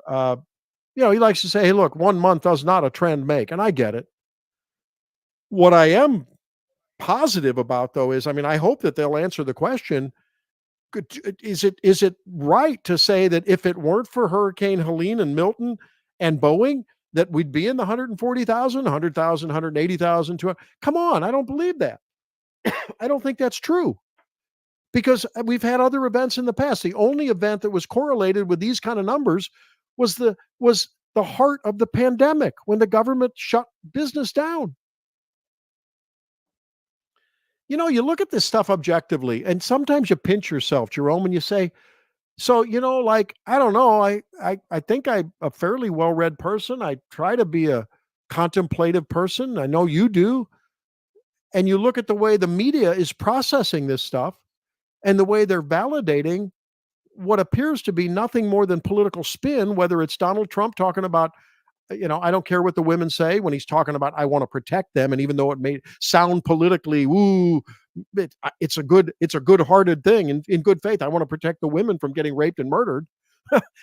That gets spun. The media goes with it. The jobs numbers get spun. The media goes with it. Are we wrong, Jerome? Are we in our own echo chamber? What's going on, brother? Well, I was considering this as well, and when China and Russia, when China and Russia and North Korea's media does this, we call it propaganda. But when our own media, and it's not all media, I mean, there are some definitely very good, neutral or at least less biased sources out there that are confirming the same thing we're saying. So this is not just a right-wing interpretation of a event. This is literal manipulation by the DNC owned media, and then it should be called propaganda because it's dishonest. It's intentionally deceptive. I mean, we played it earlier. The associate editors of the Washington Post wanted to cover up, didn't want to give Hugh Hewitt credit when he was talking about the Bucks County, Pennsylvania event, the affair, the scandal, when people in an early voting, mail in, drop it off, get your mail-in vote ballot, fill it out and drop it off. That protocol was in order until the close of business on Tuesday. For unknown reasons, election officials in Bucks County, the videos were playing on Twitter, on the honest news media. People were turned away saying, we don't have paper, we don't have whatever, we're done. And a judge, after acting on a suit by by Republicans, said, no, you gotta now extend this period to close of business Friday, which was yesterday. And the Washington Post associate editors on a podcast, a video cast, are saying like, well, Hugh goes crazy and says, how come you guys aren't reporting this? This is an example of election interference, because how do you know those people are going to come back? Maybe that was their only opportunity. Who knows? We don't know. And they start to say, well, Hugh, you've brought some stuff before. He takes off his earpiece, says, I'm out of here. Now, he is a columnist for the Washington Post. He's on the right. But you got to wonder, where is the integrity in media? Is it all lost? I mean, look, if you lose media, if you lose an objective media, the country's going down. Because as you said, Jerome, if all the people are being fed is spin and lies and propaganda by the media, forget it. They're supposed to keep the politicians honest. And the largest media corporations in the country, whether they're broadcast or print, they are forsaking their obligation, their sacred obligation, and their protection from the First Amendment. And I don't know what we're going to do about it, but we got to do something. I guess the first thing we can do is turn them off and turn on objective media. We try to be objective here. And when we get it wrong, we admit it. So give me a call when you think I'm wrong. 314-912-1019. Won't be many calls there, will there, Jerome? Just kidding. Just kidding. Hey, let's step aside so we have enough time to jawbone with Virginia Kruta. Let's see what's on her mind, and maybe we can extract a prediction out of her. We'll see. I haven't telegraphed anything to her. We'll see what she says when we come back on the Randy Tobler Show on News Talk STL 1019-94.1. If you want to keep America great, vote for Trump. Let's do it. My vote for Trump. Oh my God, I will vote. I will vote. Oh yeah, for Donald Trump. St. Louis's new choice for conservative talk. It's time that everybody wake up and pay attention. Live and local. Recent criminal indictment of Donald Trump, about the fourth one. The fourth one, the one he got the free gift with. Lunch card. I think it's a tote bag. This is News Talk STL. Are you ready to stand up for life? Meet Navy veteran and Republican candidate for State Senate District 1, Robert Crump. Endorsed by Missouri Right to Life, Crump is a fierce guardian for all life, from the unborn to the elderly. He stands strong like the Gateway Arch, bold and unshakable with the force of freedom. Robert Crump is the clear choice for traditional family values. Go for the leader who will protect our most vulnerable. Robert Crump. Paid for by Crump for State Senate 2024. Chris Clark, Treasurer. News Talk STL is proud to have Doug Voss of Safe Money Radio as part of our lineup each week. Doug has been a staple on the St. Louis radio airways for many years as one of the leading financial experts in the area. You can now hear Doug and Safe Money Radio 3 times every weekend on News Talk STL. But in case you miss anything, you can check it all out at DougVossSafeMoneyRadio.com. You could also reach Doug at 844-6766. That's 844-676-7233. Doug Voss is a registered representative. Securities offered through DHL Securities, LLLP. Member FINRA and SIPC. Looking for an underwater adventure or a scaly new friend? Dive into Tropical World Pets on Watson Road. For 32 years, this family-owned wonderland has been St. Louis's go-to destination for all things aquatic and reptilian. With over 7,000 square feet of aquariums, we're home to the area's largest selection of freshwater fish, including rare cichlids you won't find anywhere else. But that's not all. We've got tarantulas, snakes, and lizards galore. Tropical World Pets, 314-849-4020, or visit twpstl.com. Tim Jones here from my great friends at Comprehensive Chiropractic, the premier chiropractic and sports performance facility in the region. How do I know? Simply put, they've helped me on many occasions. Here's another solution to your everyday aches and pains. The Studio Health and Wellness Center. Services include Pilates and yoga, both with certified instructors. I can also highly recommend the massage therapy, which is not an indulgence. It's a proven method of healing and restoration. Trust my friends at Comprehensive Chiropractic in Eureka. cchiropractic.com. That's cchiropractic.com. Hey, beverage enthusiasts, it's time to stock up and save at Save On Liquor and Wine, Twin Oaks. This October, we're rolling out the biggest sale of the year. Premium whiskeys, fine wines, tasty tequilas, smooth vodkas, you name it, we got it on discount. Whether you're celebrating, relaxing, or impressing, Save On is your one-stop shop for all things liquid refreshment. 1142 Merrimack Station Road or online at savonliquor.com. Save On Liquor and Wine, Twin Oaks, where great moments begin with a perfect pour. Craving the most delicious pizza in town? Head to Monocle's on Highway K in the heart of O'Fallon. From thin crust to pan pizza, gluten-free options, and every topping imaginable. Monocle's, as you covered. Indulge in mouth-watering calzones, party-sized salads, and our famous sweet and tart dressing. Family-owned and locally operated, Monocle's serves up love and care with every bite. Dine in or carry out, and don't forget to try our banana-licious monkey bread for dessert. Order online at monocles.com or stop in today and tell them News Talk STL sent you. This hour, The Randy Tobler Show is brought to you by the ClearPath Wealth Management Group at Stifel. Request a free portfolio review at clearpathinvesting.com.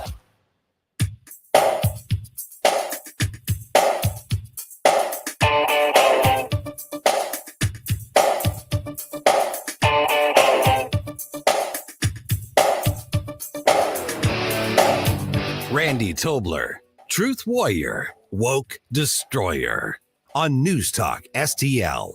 Watch us on our live stream using Rumble, Facebook, and Twitter. First of all, revelation for me today regarding the battleground states. It remains the base case that Vice President Harris is unlikely to win, according to my sources in both parties. Not sure thing, but unlikely to win Georgia, North Carolina, Arizona. If she doesn't win those 3 states, she must sweep Pennsylvania, Michigan, and Wisconsin. As forecast here a long time ago, it appears that she's basically back to where Joe Biden was on the eve of the debate. 1 electoral college path to exactly 270 electoral votes. Well, here we are, 3 days until election 2024. Virginia Kruta joins us now. And Virginia, you know I'm going to ask you how you think this is all going to fall out. But that was Mark Halperin. And he says, you know, it's really going to come down to Michigan, Wisconsin, and Pennsylvania. What do you think? I mean, do you have any, what are your tea leaves telling you? Well, you know, we've been hearing since the very beginning that it was going to come down to Pennsylvania. And so that's what makes me very nervous about everything I'm hearing out of Pennsylvania, like people getting told that they need to get out of line and they need to, you know, just hand their ballot to the election worker and they'll put it in the machine later. And so you're hearing all kinds of really not great things out of Pennsylvania. And it makes me sad because I grew up there. So I'm kind of like, guys get it right. But yeah, it does make me worry about that, because we've been hearing that Pennsylvania is going to be the key for a very long time. Did you see the report about Levittown, Pennsylvania, a Republican Yes. stronghold, by the way, where That's one of voters the ones were that I was in? looking at. Yeah, the development, apparently early voting was extended by that judge, of course, until yesterday at 5.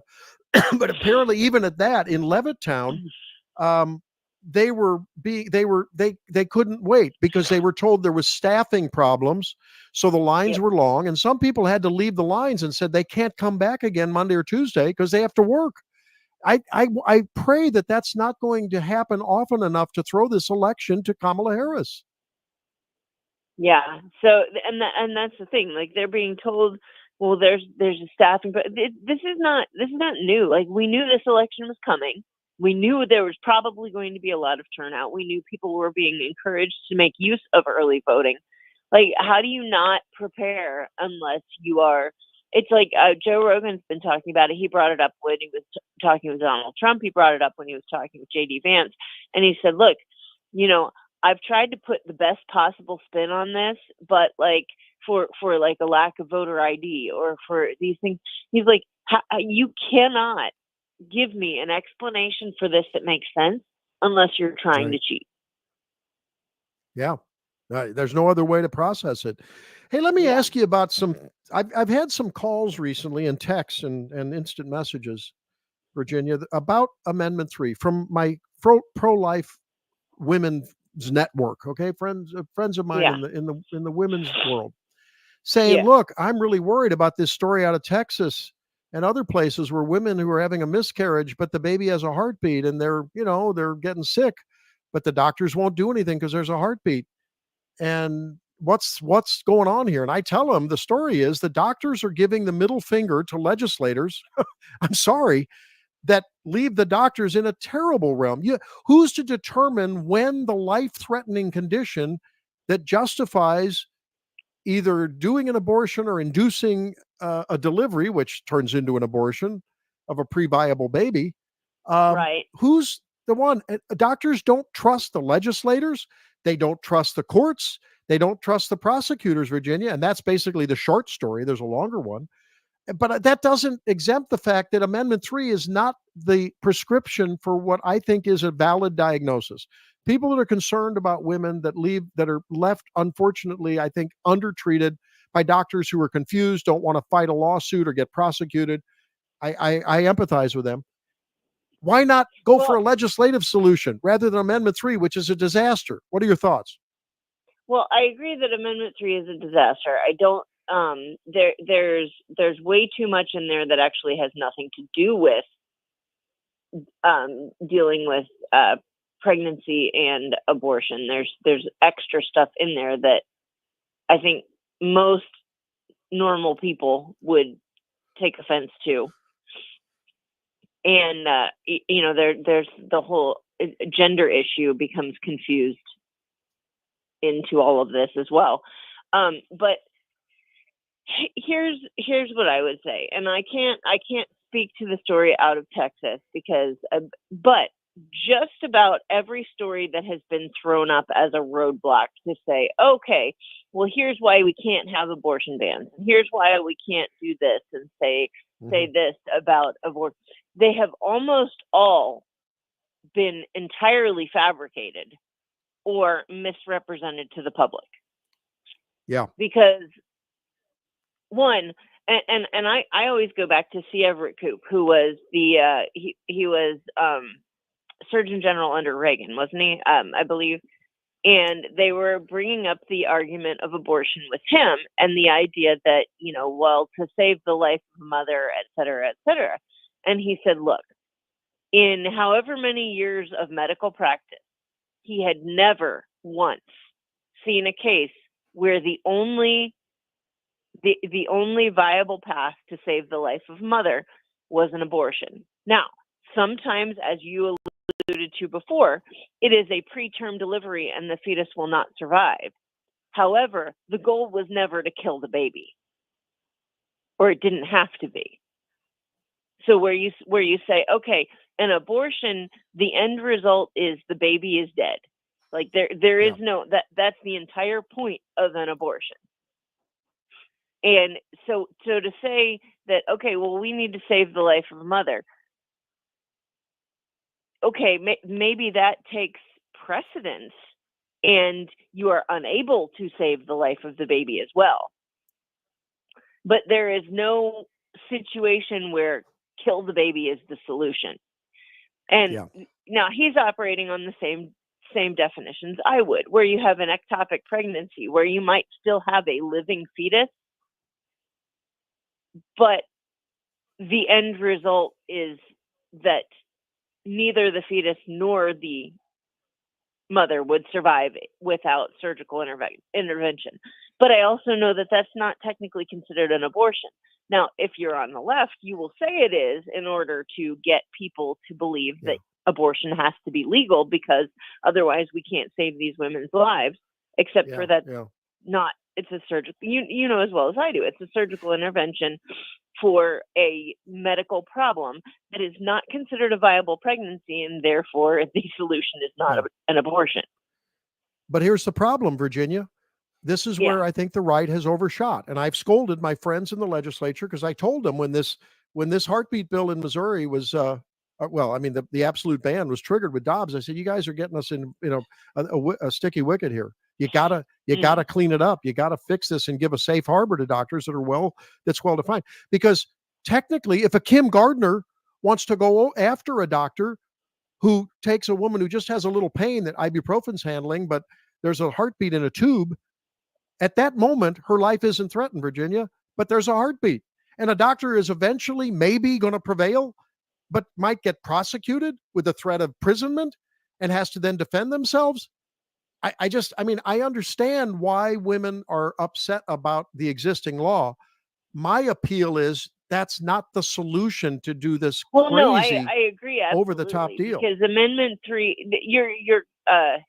it's like swatting a mosquito with a sledgehammer is what you're doing.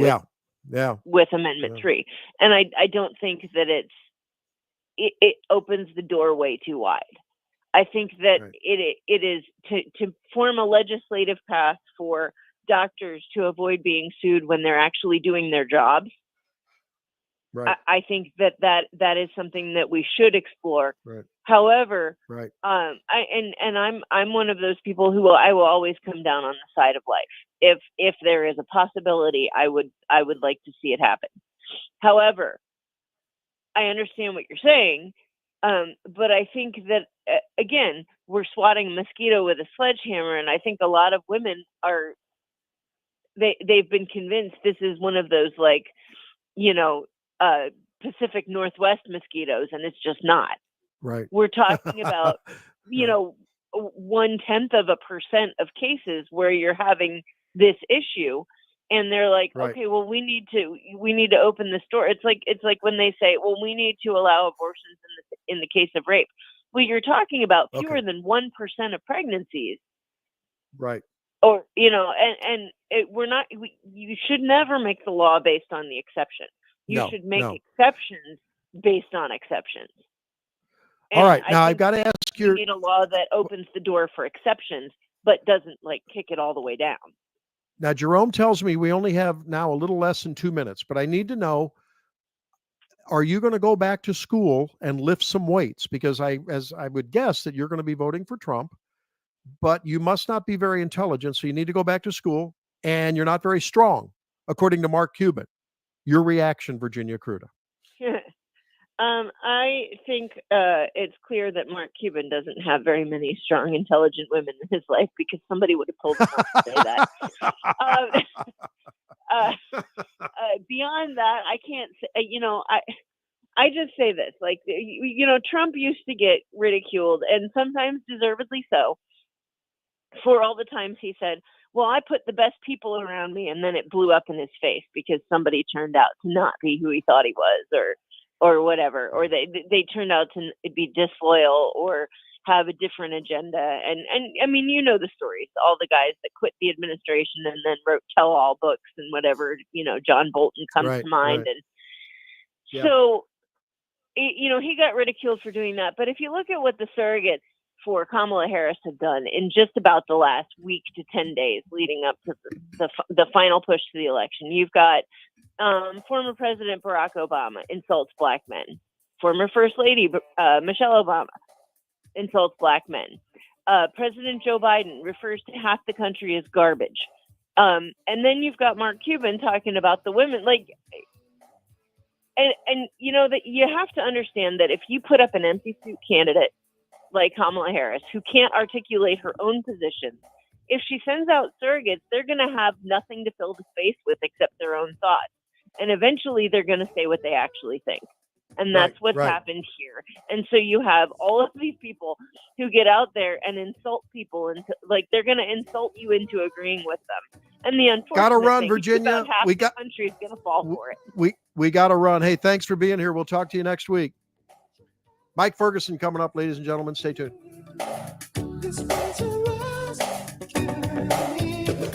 St. Louis's exclusive home of the Dan Bongino Show. You find yourself in jail for 20 years to hide from liberals who they really are. They are passionate about talking to your kids about sex. They are passionate about childhood castration, passionate about late-term abortion, passionate about sticking men in women's sports and the fundamental unfairness of it. And they know that sane people all over the world are rebelling against this absolute insanity. Dan Bongino, weekdays at 11 on News Talk STL.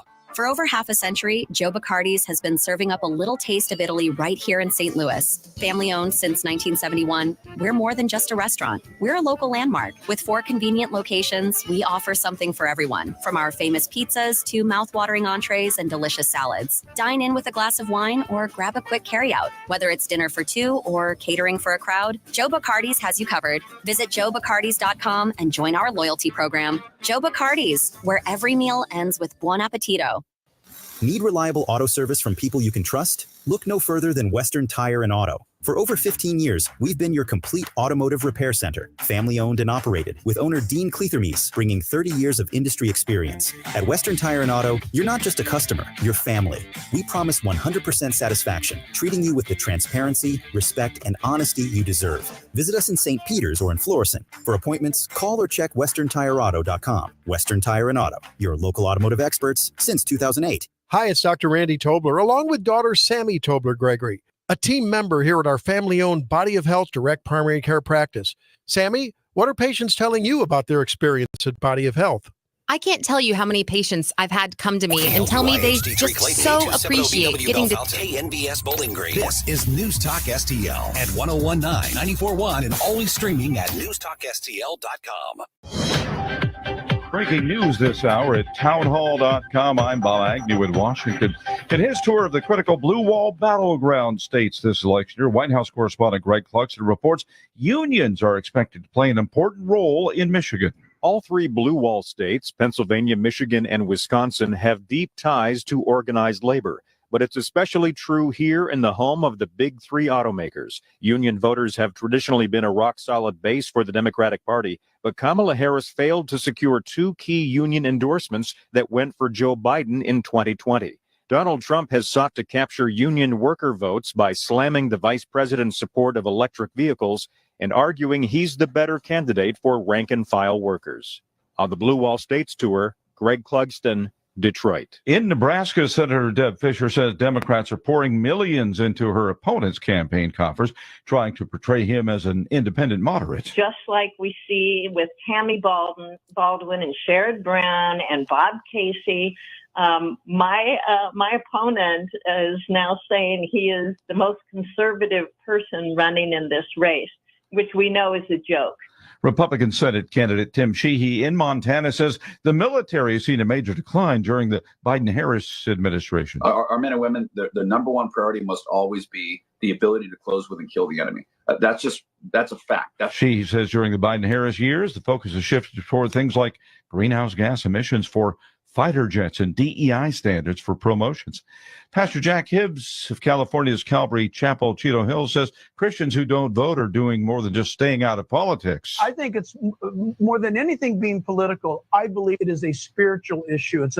It's a responsibility that the Christian is not managing or stewarding well at all. Hibbs spoke this week with the Salem Radio Network. More on these stories at townhall.com. We all hear the radio app. If your approach to everyday aches and pains is to mask them, feel better for a few hours only to have the pain return and then repeat the cycle all over again, it's time to try Relief Factor. And the good news is Relief Factor makes that easy. Their 3-week quick start is just $19.95, less than $1 a day. Instead of masking pain, Relief Factor helps eliminate it. How? Well, its unique formula of ingredients helps support your body's response to inflammation. Relief Factor was developed by doctors. It's 100% drug-free. And for so many people, the results are game-changing, even life-changing. So give it a try. Right now, their 3-week quick start is just $19.95. Go to relieffactor.com or call 1-800-4RELIEF. That's 1-800-4RELIEF. See how in a few weeks or even days, Relief Factor can reduce your pain. When you feel better, life is just better. So don't mask pain. Fight it naturally with Relief Factor. Tony Colombo here for Gutter Pros, your all-in-one gutter service team that brings years of experience and quality that's affordable right to your doorstep. We discovered Gutter Pros a few years ago when we bought our home and inherited a gutter issue that was on the road to becoming a potentially big problem, but thanks to Gutter Pros was stopped before causing any major damage. They've also repaired the siding on our home because along with gutter repair, gutter installation, and leaf protection, the Gutter Pros are also the best for siding repair and installation. Learn about all the ways Gutter Pros can help your home at gutterpros.com. How are the trees, shrubs, bushes, and all of your other valuable outdoor assets doing at your home or business? Tim Jones here to remind you that Hanson's Tree Service at hansonstree.com is your one-stop shop for all your tree care needs and so much more. From top-notch tree services to outstanding organic mulch, green resource recycling, grinding and land clearing, and more, let Hanson's team of expert insured arborists take care of your yard so it looks the best it can be as we head towards fall. Get a free quote. Book an appointment today at hansonstree.com. That's hansonstree.com. Looking for a top-quality tactical gear and expert advice? Look no further than Discount Tactical, your one-stop shop for all things firearms and self-defense. Located in the heart of Warrenton, we've been serving the community for 3 years with our friendly, professional, and knowledgeable staff. From custom AR builds and silencers to the largest selection of parts, we've got you covered. Self-defense weapons, SBRs, knives, ammo, custom holsters, weapon lights, optics, and body armor. Discount Tactical, online at discounttacticalarmory.com or stop by today and gear up with confidence. Hey, Colombo here for Rockwood Charcoal. Rockwood is made from 100% pure Missouri oak and hickory, so you're cooking with the best and supporting local industry and a local business all at once. There's over 100 area Rockwood retailers. Find yours at rockwoodcharcoal.com.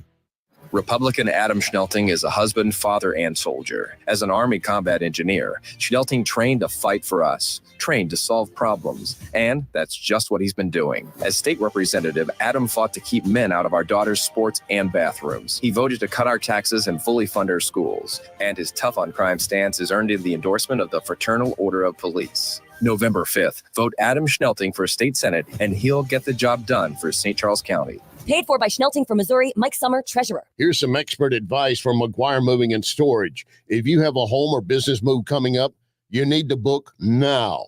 Most moving companies are booked 6 to 8 weeks out. So call McGuire now, get an on-site estimate, set a date. McGuire has 85 years of experience and just won the Spire Quality Award. I can personally testify McGuire goes above and beyond to help the clients. McGuire Moving and Storage, McGuireMoving.com. Hi, it's Ken Williams, and my favorite Capriati sandwich is the Cap Pastrami. You've got hot pastrami, melty Swiss cheese, crunchy coleslaw, and zesty Russian dressing. What else do you need? I love Capriati's, and you will too. On Manchester at McKnight in Rock Hill. This hour, The Randy Tobler Show, brought to you by Advanced Dentistry Now. Doctors Dan Cusimano and Dr. Megan Dwyer. 636-978-0226. Or visit them on the web at advanceddentistrynow.com. Go all in, by Joe Biden. I gotta win, save the country from sin. I won't never slack up, get your money back up. Try cause my voter and your bounty gets smacked up. Get up, stand up, throw your MAGA hats up. If you got the feeling, Kamala's unappealing. Trump's got the hot flow, Dems are talking junk though. I got shot in my ear, certify me as the GOAT, yo. It's Mike Ferguson from The Morning Show, and you are listening to Randy Tobler right here on 101.9 and 94.1 News Talk STL. Why? Because you're awesome. Puerto Rican that I know, or Puerto Rico, where I'm in my home state of Delaware, they're good, decent, honorable people. The only garbage I see floating out there is just supporters. his demonization is seen as unconscionable, and it's un-American. It's totally contrary to everything we've done. Well, there you go. That was Joe Biden's October surprise. Thank you very much. I don't think he intended that. To help us unpack what has got to be one of the most absurd political moments in American history, that is this election cycle, this campaign, the media spin. I'm hoping the great Mike Ferguson from Mike Ferguson in the Morning can help us figure this out. He's on, of course, every day here on News Talk STL, 5:30 to 9. And Mike, my God, I've never seen an assault on a presidential candidate by the other side like we're witnessing now. Have you? I think in soccer, I mean, I follow sports, so I don't watch that much soccer anymore. But in real sport, in soccer, I think they call it an own goal. That's right. It's like the football player, like the running back who gets confused and runs to his own end zone. Yeah, I get it, man. It's just it's crazy, but I think more sinister and more worrisome to me than what Biden said, and the way it's been spun now and the way the KJP and others are now by putting an apostrophe, in the word supporters and trying to somehow, morph it, is the way they've taken Donald Trump's defense of women, wanting to protect them from being raped and murdered by illegals. Donald Trump's statements about Liz Cheney, like, let's put her on the battlefield. Even Jonah Goldberg got it wrong, and he later had to walk it back. Yeah. That is having an impact on independence, I'm hearing, as a subtext. That's sinister, is it not? Yeah, I mean, we know that this is the state of our politics now. I mean, this is the state of our discourse, and it is devolving. This is, one point I think you and I years ago, Randy, were like, man, we're just looking forward to things getting back to normal. I don't know that there is a normal back. Whatever it is, we're not getting back to it. We know now that we're in an era where we divide and conquer instead of, unify. And this is what we're seeing. And yeah, we see it from both sides. But the left right now, the Democrats right now, are basically looking at the landscape, and they say, okay, you've got their nominee that they don't even like, and they know that. So it's a matter of how are they going to win? Well, you have to win by making more people hate the other candidate, who, frankly, Donald Trump has a lot of unlikable traits. I mean, let's be honest about that. Yeah. So if you can generate, as much chaos, confusion, fear, loathing, gnashing of the teeth, and leave your candidate as, well, at least she's not him, that's really kind of the last ditch effort and only option I think that they see that they have, because Kamala Harris, had she run a competent campaign and at least pretended to give an olive branch to somebody in the middle instead of running as far left as possible, they probably would have had a good chance of not really running away, but winning most of those swing states. Now, I just don't know what's going to happen. And I think for a lot of Americans, maybe I'm projecting because maybe it's just me, it's just the chaos and destruction that we've seen over the past several years that worries me more than any one particular election in time. I couldn't agree with you more. And I would agree with you that I think the hatred and the explicit expression of it by a party and its candidates, along with the media, I think we can fairly say probably lies more on the left than the right. Sure. But that has local spin-off, Mike, because my daughter, who lives in North Carolina now, her husband's in special forces training out at Fort Bliss. Used to be called, no, not Fort Bliss. Now it's called Fort Liberty. At any rate, I couldn't believe it. She sent me the story of this 92-year-old elderly white veteran who was blowing leaves in his front yard in Spanish Lake, and he's gunned down with 3 bullets, and he's dead. Leaf blower still whirring. I don't know whether it came from a black guy or a white guy. I don't know, or a gal. But I think we're seeing, whether it's presidential assassination attempts or violence in our own communities, it does have an impact. Words do matter.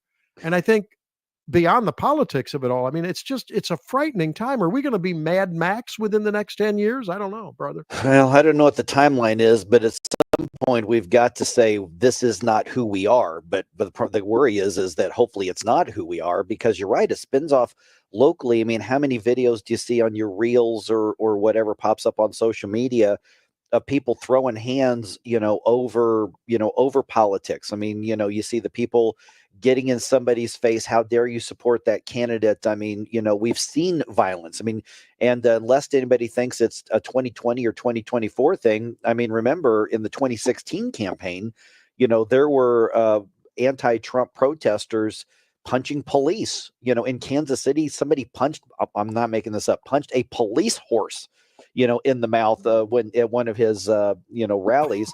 And we've seen eggs thrown and heart. I mean, this is something that is right now so aggressive on the left that it's almost a fear factor and intimidation, almost kind of what the Black Panthers used to do back in Philadelphia back in the day.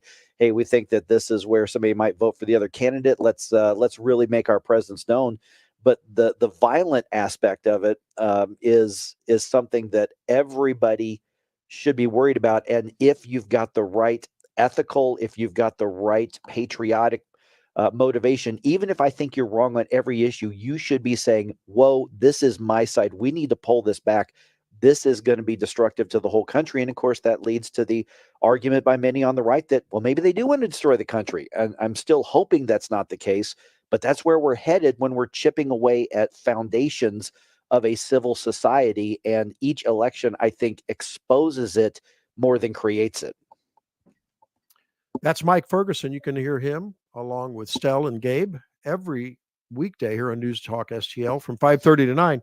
Well, let me put up another exhibit in this trial of our political class and our media.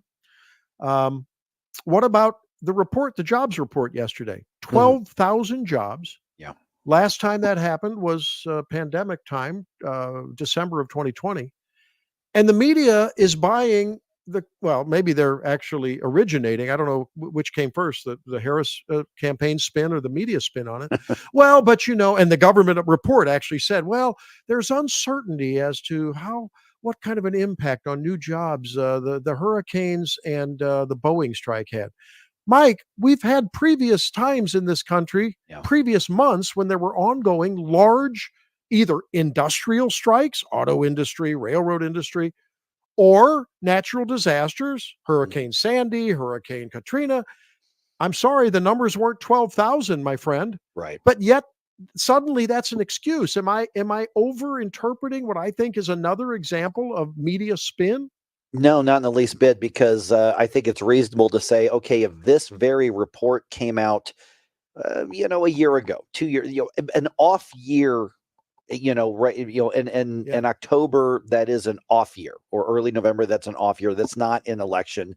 This report has people on CNBC and all the other business channels, doing the furrowed brow thing, saying, well, this is really not a good sign. This is only 12,000. We should be having at least the seasonal jobs should be balancing that out. And I know they do account for that in some ways. And certainly the hurricanes in the Southeast certainly had, some effect. And what's happening with Boeing in the Northwest is having effects other places. But when you talk about 12,000 jobs, I mean, that should be a good number for a bigger state during one course of a month as you're heading into the holidays with a lot of extra seasonal work. So it's not even so much that they're trying to spin it into something it's not it's almost like a lie of omission. We're not even going to mention this. We're going to poo-poo it away, and then we're going to focus on other stuff when the real story here is we're being told that the economy is in great shape. Things are humming along, and there are some good signs. There are a few things here and there. It's a mixed bag.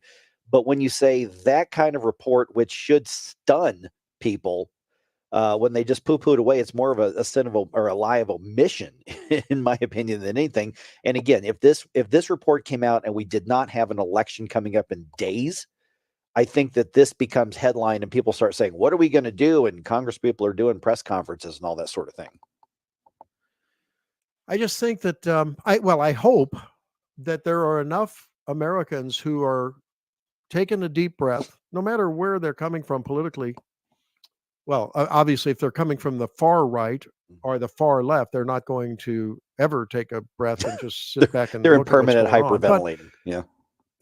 are there enough Americans though that are singing maybe their RFK song? The other day he said on the Tucker tour that one of the anchors of ABC called him and they had an off the record discussion, and he said the reporter told him, well, there's so much division, and RFK said that's because you're causing it. Yeah. You're demonizing Trump, you're vilifying him, you're calling him Hitler. Are there enough Americans that value politicians who will call out the media? Hugh Hewitt walked off the Washington Post live stream the other day on their report. Are there enough people that are paying enough attention to those outlets to begin to reel this back in, Mike? I don't know. And the reason I say that is because we have become so damn tribalistic and seeking of our own echo chambers, and we are fatalizing so much, and we're taught to do this now. We're now in the second generation of voters who have basically been taught this all through K through 12 education, be it LGBT rights, the environment, so-called climate change, racial division. I don't know if there are enough of us, especially though enough of us who are going to be the majority demographics in the next 10, 15, 20 years, who are willing to put their foot down, tell the media, we're not buying what you're selling anymore, and we will take control of this. I don't know. I mean, I'm generally more optimistic than a lot of the people at the radio station. We've survived bad presidents before. I don't think the world's going to end regardless of what happens on the election. But I don't know if we've got enough backbone in this country now to drive that culture change and change directions. Well, the other day, until this broke out, I was doing a hit with one of the guys on the station the other day. It was before the mischaracterization of Trump's good faith expression of wanting to protect women, no matter if it's not politically expedient, and it'll get spun as it was. Sure. And he said, I don't care what the women say. I'm here to protect them. I mean, most women in my sphere, those dumb and unintelligent and weak women in the Trump sphere that in my tongue in cheek here, they're like, no, I want a president. I want my guy up there in the Oval Office, or a gal, whoever it is, I want him protecting me. But Randy, if there's an intruder coming in the house, I want you going out to investigate. I'm not doing that, right? I mean, let's be honest. There was nothing wrong with what he said. It's almost like sex and gender are real things, Yeah, right. So before that spin came out about that, and before the spin about Liz Cheney, I think it was Chris Arps and Tim the other night. I said, I believe the American public can survive, these assaults, and even if Harris wins, we can get through. I don't know if we can anymore, Mike, because when I see the mischaracterization, when all he was saying about Liz Cheney was, hey, put her on a battlefield and see then how war hungry she is, it gets totally bastardized, totally mischaracterized. If that's what they're willing to do, and if they believe he's truly a Hitler, how do we know that they won't throw this election one way or another? I mean, if they try that, and enough people, I think, in Democrat land they'll do anything. I don't know that we'll have a result by Tuesday, Wednesday, Thursday, or the week after. What do you say? Well, I mean, we've already got a couple states who have already said, Pennsylvania and Arizona have said, hey, don't expect our final results. Don't expect our results that night. So, if we've got close races in a number of swing states, I would not plan on having the results on election night. I think it's possible we wouldn't have them possibly till the end of this coming week. But as far as to your point of how far will they go, I think that they will go as far as they need to win. I think that the far fringe left, which is driving all of the left. Remember, there are good, decent people in the center left who are just, I think, wrong on some big government versus small government things. But the whole left is being driven by that fringe left, who have gotten into an ends justify the means. But I would argue you cannot end up in the fringe left if you have any semblance of values and ethics that we all relate to. You have to throw all of those out in order to land in that part of the ideological spectrum. So the answer to your question is, I don't think that there's a limit to how far they will go, including violence. All right. Got 30 seconds. Who's going to come out the victor when this all rolls out? What do you say? My gut tells me I think Donald Trump will, but I think it's going to be closer than a lot of people on the right in the Republican Party think it's going to be. All right, man. If you liked what you heard, ladies and gentlemen, and you don't hear Mike every morning, turn on the app, turn on your radio, cheat on your desktop when the boss isn't watching from 5:30 to 9. Mike, always enjoy your very thoughtful and insightful comments. Thanks, my friend. Appreciate it. Thanks, Doctor. All right, there he is. All right, guys, we're going to see what a pollster who's been so successful, that is Signal Polling, says when we come back on the Randy Tobler Show. Stay tuned. Get up, can't you hear the alarm? Get up, this is your cousin.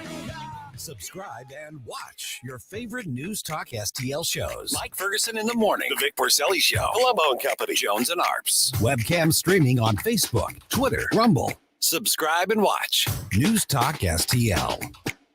Looking to enhance your outdoor space? Trust Lime Concrete Block, your local expert since 1947. From Vertiblock and retaining walls to ready-mix concrete and outdoor kits, we've got all your residential and commercial needs covered. As a family-owned business, we take pride in our A+ BBB rating and industry affiliations, with special discounts for military and first responders. Whether you're a homeowner, contractor, or distributor, make a decision set in stone. Call 314-638-9940 or visit our showroom today.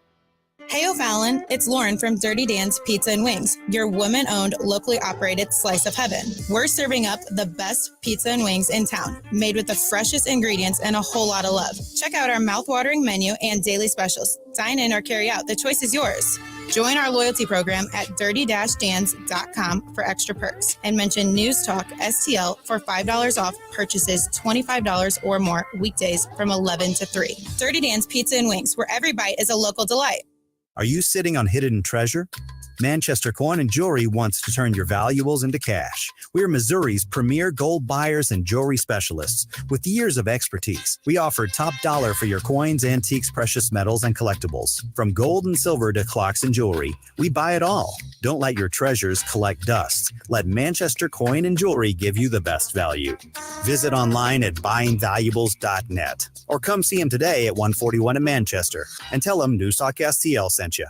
Ready to soar beyond your limits? The U.S. Air Force and Space Force offer more than just a job. It's a launch pad for your future. With over 200 career paths, competitive pay, benefits, free education, 30 days paid vacation, and a chance to travel the globe, all while serving your country with pride. Your journey starts here. Call Jeremy Jefferson in St. Louis at 314-295-6834 or visit airforce.com and spaceforce.com today.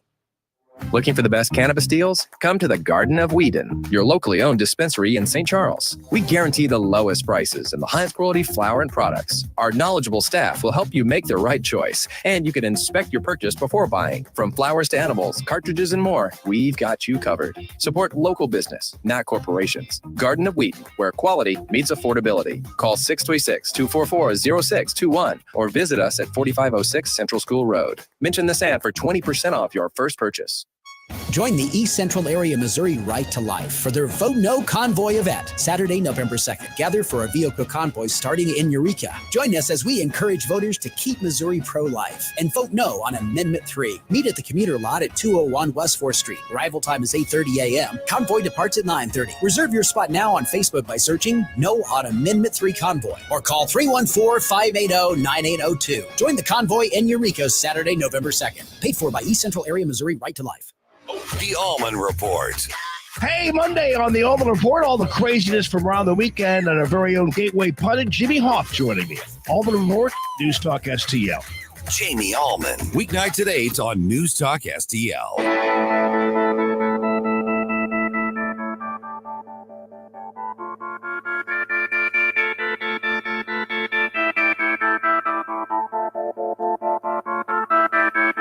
In Springfield, they're eating the dogs. They're eating the cats. They're eating the pets of the people that live there. They're eating the dogs. They're eating the cats. They're eating the pets of the people that live there. Well, we've got to have a little fun when there's so much gravity and so much just depending on the outcome of this election. Only 3 days to go. And when we want to know what's really happening on the ground in the various states and the precincts, we go to Signal Polling, and that's cygn.al. And now the director of political strategy, Mitchell Brown, joins us on X. Mitch Stone Brown. How you doing, Mitch? Randy, great to hear from you again.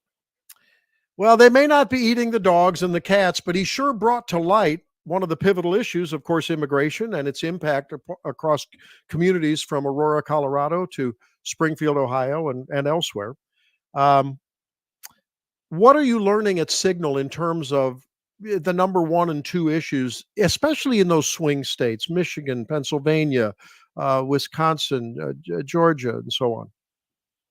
Yeah, for the swing voters and in the swing states now, like anyone who is yet to vote, immigration's kind of fallen off. People who cared about immigration have already voted. For the remaining few voters, it still comes back to the issue that's been the number one issue since the Biden administration's taken office. It's rising inflation and rising cost of living.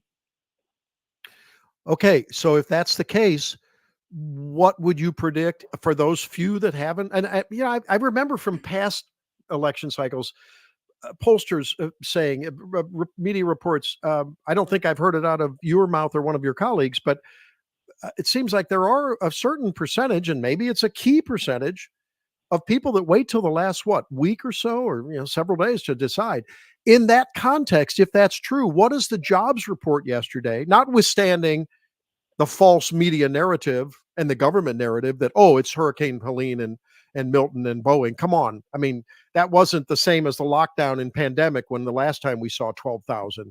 I mean, that's not like an entire economy shut down. I don't buy it. But what does that kind of a headline mean to those voters who have yet to make a decision? So the other interesting thing about these voters who have yet to make a decision this close to Election Day is they consume almost no political content or political media. So really, I'd be willing to wager that group of 3 to 4% who remains undecided and is just going to cast their ballot on Election Day, that close to 90% of those people have no idea what the jobs report even is. Really? That's fascinating. Yeah, these are low propensity voters who maybe only vote in presidential years, one of 4 voters at best. They don't follow things. They traditionally tend to be young men who feel like they're disenfranchised by both parties. Okay. Well, okay. So, that's fascinating. Okay. Assuming that some of them will vote and maybe have an impact. Well, will they have an impact? Will enough of them the low propensity undecideds? I mean, does it matter? Will enough of them vote? And what are they listening to influence them? It 100% matters. That's the reason why Donald Trump won in 2016. The reason why he lost in 2020 is they didn't show up enough to vote for him in 2020. There was plenty of people who didn't vote in the previous 2 elections that showed up and voted for Donald Trump in 2016 that stayed home in 2020. So for them, the only message that the Trump campaign should be hitting is just a little snapshot in time. Look back at what your life was like in 2019 and look at your life now. Which would you rather have?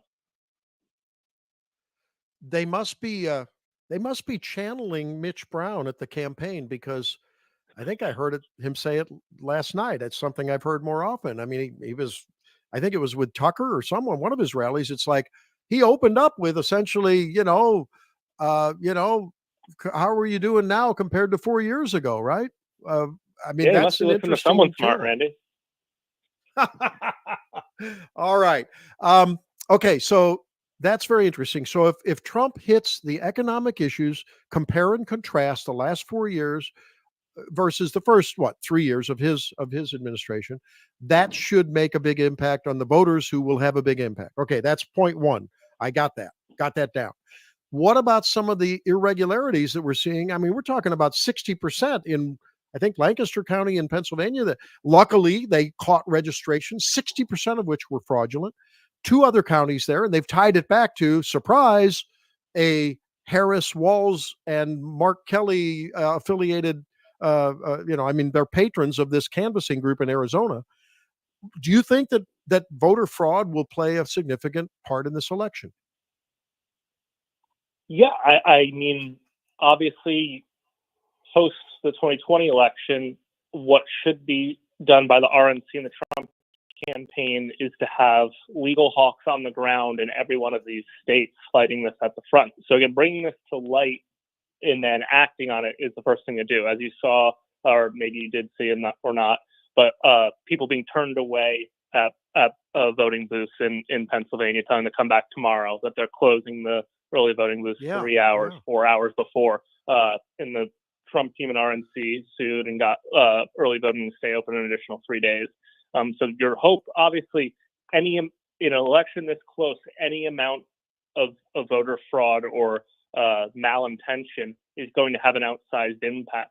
So the best you can hope for is that the RNC and their legal team is one step ahead of people. Okay, we're talking with Mitch Brown, and he's with Signal Polling, cygn.al. If you want award-winning polling data and information, they have won big awards. And in this era, when I think more and more people are scratching their head about polling accuracy, it's always important to consider your source. That's why I talked to Mitch and the Signal group. Okay, so you released a poll yesterday that Trump gained 6 points among Hispanic voters in California. Why would that matter in terms of the general election? Should that tell us something? No, so this is kind of the same thing. We're going to have actually a more unique election in this sense. While I do believe the Electoral College vote is going to be even closer than it was in 2020, we're going to see a popular vote that is relatively close. Now, obviously, that doesn't sway anything for the actual election. It's just showing where Trump is making gains. And unfortunately, all these extra gains here don't really impact us electorally. It's great that he's gaining ground with Hispanics in California. It's the same thing other places. He's gaining even further in deep red rural areas, but then gaining in inner city groups and in large minority populations around America. But those are in areas where we're not going to win anyway. If Trump performs 6% better with the Hispanic vote in California, that's great. It's still a 27-point loss for him on the ballot instead of a 29 or a 30% loss.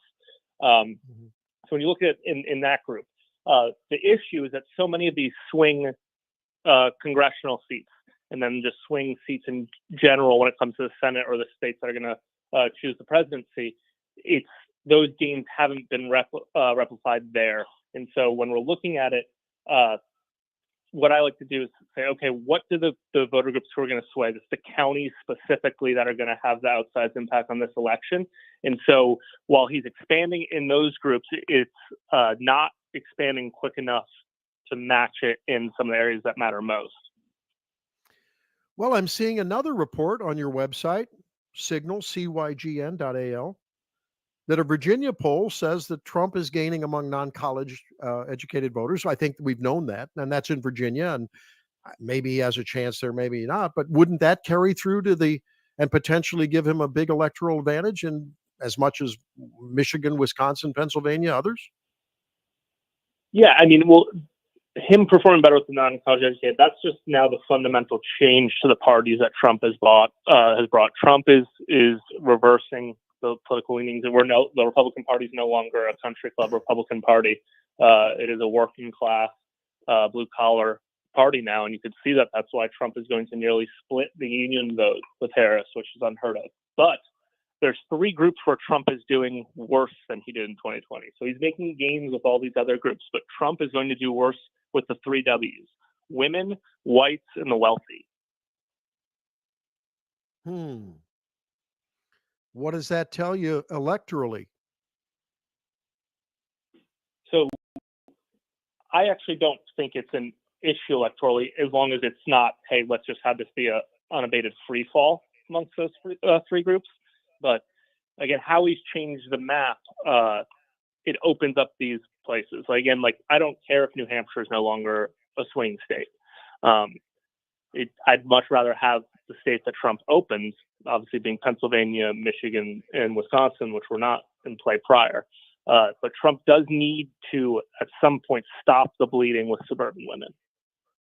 Yeah, which is why I'm worried about the mischaracterization of his abortion stance. I'm worried about his alleged misogyny because he wants to protect women from illegals and protect them from being raped and murdered, and that there's been an effective spin on the other side. What is that? Boy, in the light of what you've just told me, I'd be worried about Tuesday here with what's going on in the last week and the misrepresentation and out of context spin that the media and the Harris-Walz campaign have put on various statements he's made. Yeah, I mean, there's only been two messages the entire Harris-Walz campaign. And neither of them are about the Harris-Walz team. It's one, Trump is going to overthrow democracy, and two, Trump is going to put women in jail for getting abortion. That is the only two lines of messaging that the Harris-Walz campaign has had. So yeah, I mean, it's effective as we've seen. That was what was run in 22, and it cost us a bunch of Senate seats. It cost us in the House, and it's still playing a massive impact, regardless of what race you're in. Up and down the ticket, you're going to be labeled as that. But at this point, those aren't moving any more undecided voters. Everyone who was an abortion voter is already voting for Harris.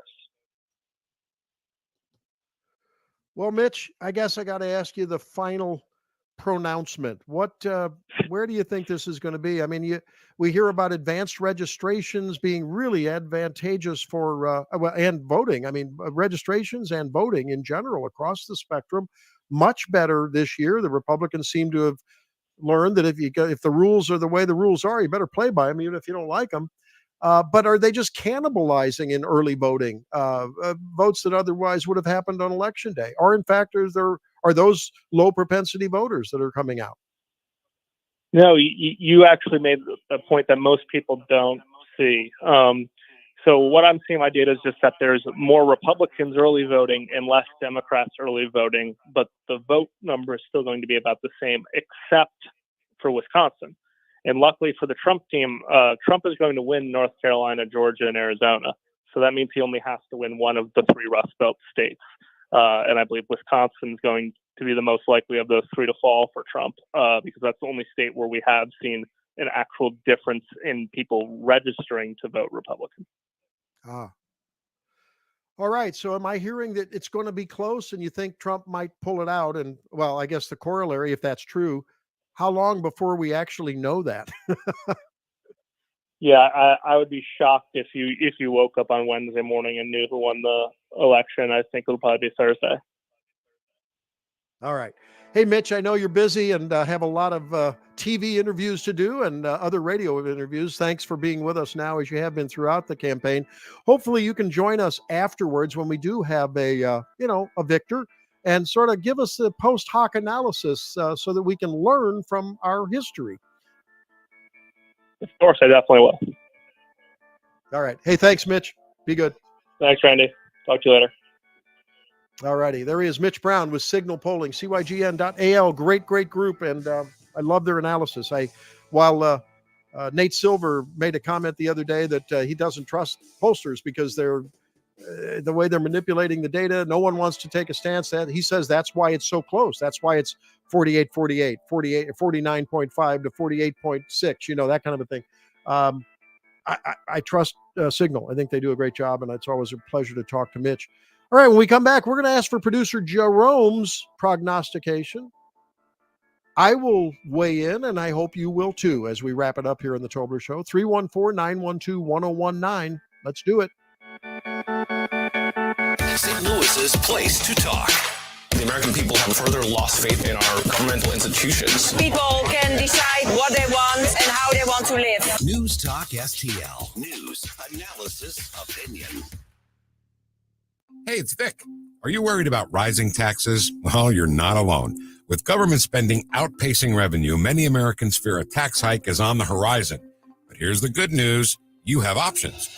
Chris Cooper of Serenity Wealth Management specializes in tax-efficient strategies for income planning, legacy, and growth.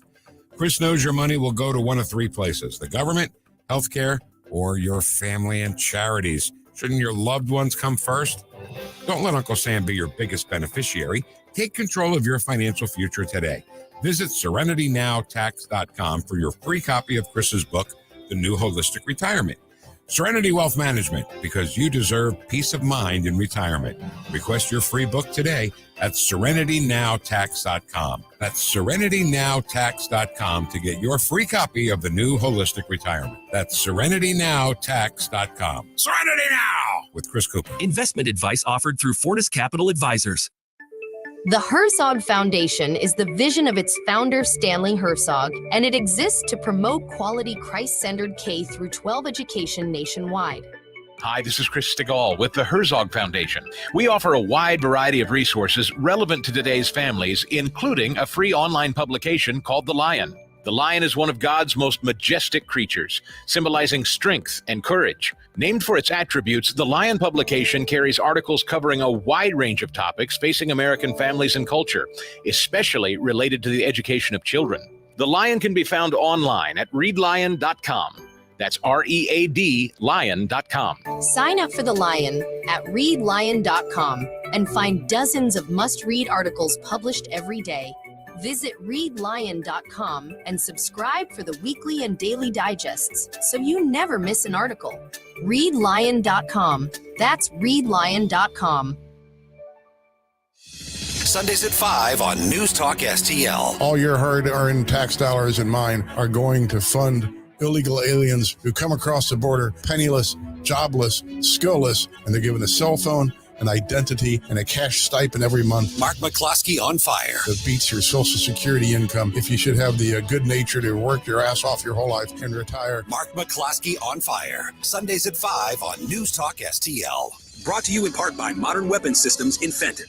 Tony Colombo here for Zero Res, the cleaning pros we trust with our home, and the team bringing you a great offer for the month of October. Book a cleaning this month and mention the Colombo special, and you'll get 3 rooms of carpet cleaned starting at just $129. Plus, you can take $75 off an air duct cleaning. Don't let the germs hiding in your home haunt your family. Call Zero Res now and take advantage of this scary good deal. Just mention the Colombo special when you call 314-474-2020 or when you book online at ZeroResSTL.com. This hour, the Randy Tobler Show, brought to you by Advanced Dentistry Now. Doctors Dan Cusimano and Dr. Megan Dwyer. 636-978-0226 or visit them on the web at advanceddentistrynow.com. Joe Biden is asleep. Kamala is at a dance party with Beyonce. Beyonce. Dance party with Beyonce. Dance party with Beyonce. Dance party with Beyonce. Dance party with Beyonce. Beyonce. Party with Beyonce. Well, Jerome's having some fun with some of the Trump tunes that have come out. And I know you got a rapper too. We ought to play a little bit of that at some time. You got a little rap tune. I know you were playing that earlier. And if you're watching us on Facebook or YouTube or Rumble, you can see the gals getting into the Beyonce riff here. It's fun to watch. I know my the gals in my world, Helene and the girls love watching that. 314-912-1019. We're going to give our prognostication as we ask for yours. Chad is on the line now. Chad, welcome to the program. Hey, doctor, how you doing? Good. What's up? Hey, quick question here. You know, Elon Musk has injected himself into the election, and I think is a good thing. What do you think about him offering that $1 million to registered voters up until election day? Yeah, you know, I don't know. On the face of it, he's just asking people who have already, as I understand it, they've already, I guess, signed a petition or registered to vote. Yeah, they pledged into protect the Constitution. Yeah.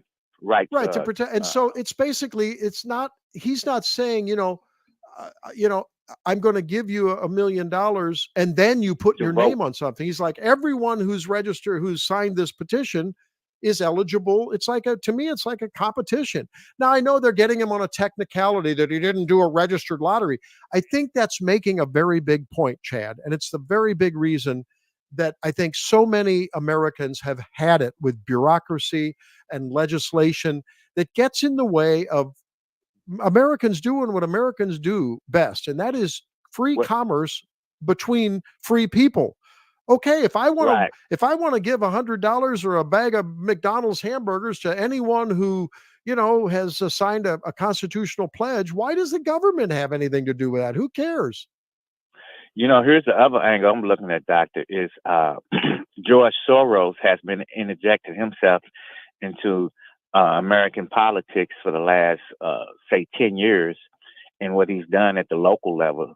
The guy who's, trying to get Elon Musk to stop, he's a George Soros disciple. And I'm hoping that that Elon will start doing what George Soros is doing, basically interjecting himself into all these local elections in order to start swaying, these district attorneys and things of this sort in the same way. Because, we had to get rid of Kim Gardner because he was George Soros' disciple, because he has money packs. So I think moving forward, the president has been running. Trump has been running for the last 2 years, and I think that's why he's had such an effect, because he's had 2 years to get his message out there.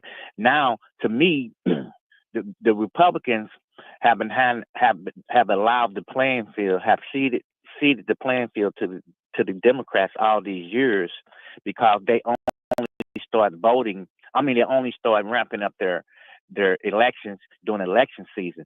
To me, every day now is election season. I think all across the nation, in these inner cities and more populated, heavily stronghold Democratic areas, the Republicans should open up offices and start recruiting people from now on. Have Elon Musk and other people just open up office and continue to persuade and influence the vote, just like the Democrats have. You notice they never stop campaigning. They never stop. No, you're right. George you're Soros, right. You're right. George, Chad, George you're right. Soros, go ahead. What I'm hearing you say, my friend, is that if the rules are the way the rules are, like if you're invited to a knife fight, you better bring a knife, right? Yes, sir. All right. Yes, sir. Hey, thanks for the and thanks for that's your my comment, point. and I agree with you, and I agree with you that we've got to get people to connect with people where they live, and who's done that better than Donald Trump? He's putting on a sanitation vest, he's frying the fries, and only he could pull that off the way he's done it and make it so authentic. Hey, I really appreciate your call. Hope you'll call in after the election, and let's talk about it. Thank you, my friend. Yes, sir. Yeah, he's right. And by the way, George Soros has, purchased a large swath of radio stations across the nation, including one right here in St. Louis that is a conservative talk station. And, you just wonder whether their conservative bent might be influenced or not. You hope not. I know several of the people are on the air there. You'd like to think not. And I agree that they should not. And hopefully they will stay true to that. But, they get pulled in different directions. And I just think the news reporting might be altered. Certainly we'd hope that the on-air people wouldn't be, but you never know. All right. Now, it's time that we ask Jerome for his crystal ball prognostication. Real quick, we do have Dogtown Joe that's been waiting very patiently on the line. And okay, I let's just want to do give him a that. quick chance to Let's do talk. Yeah, John, go ahead. John the first. Joe, no, Dogtown Joe. Dogtown Joe. Dr. Tobler. Dogtown Joe, what's going on, brother? Hi, Dr. Tobler. I just want to say I want to applaud you for covering the abortion issue. So many of the other hosts are not covering the most important issue that we have going on this election, and that is, I think the women will decide this vote for us. I think the women will decide it, who our next leader is.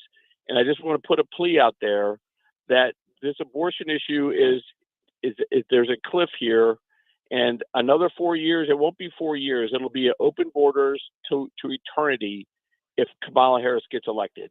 And I beg them to rethink what's really important, and that there are more freedoms than just abortion, and that we can figure out a pathway to correct what's wrong with our abortion law. But putting this in an amendment is a terrible idea. This is a terrible Absolutely. amendment. It is absolute cliff. As it occurs to me, Joe, maybe legislators, maybe Nick Schroer, maybe Bob Onder, maybe Tim Jones has connections with people in the Missouri legislature, maybe Cindy O'Loughlin, maybe they can put a big full-throated media blitz in these last 3 days to promise the women of Missouri that they will legislatively fix this law that is flawed and doesn't give a safe harbor to doctors and their patients that need to be able to do the right thing without fear of prosecution under the law. It's not enough to say, oh, come on, common sense this. Oh, come on, the life of the mother. Put in some nuts and bolts protections and promise to do that as job number one come January in this next legislative session if the women will not vote for the abomination that is Amendment 3. I am now putting on a personal appeal to the legislators of Missouri to make that full-throated appeal and promise to the women of Missouri. If you don't vote for, if you put down Amendment 3, vote no, get your friends to vote no, and we will fix it legislatively. We will fix it. And amen, okay, amen, good. Dr. Tobler. I hope they. Thank you very much. Thank you very much. Appreciate your call. All right, Doctor. All right, Jerome, your thoughts, brother.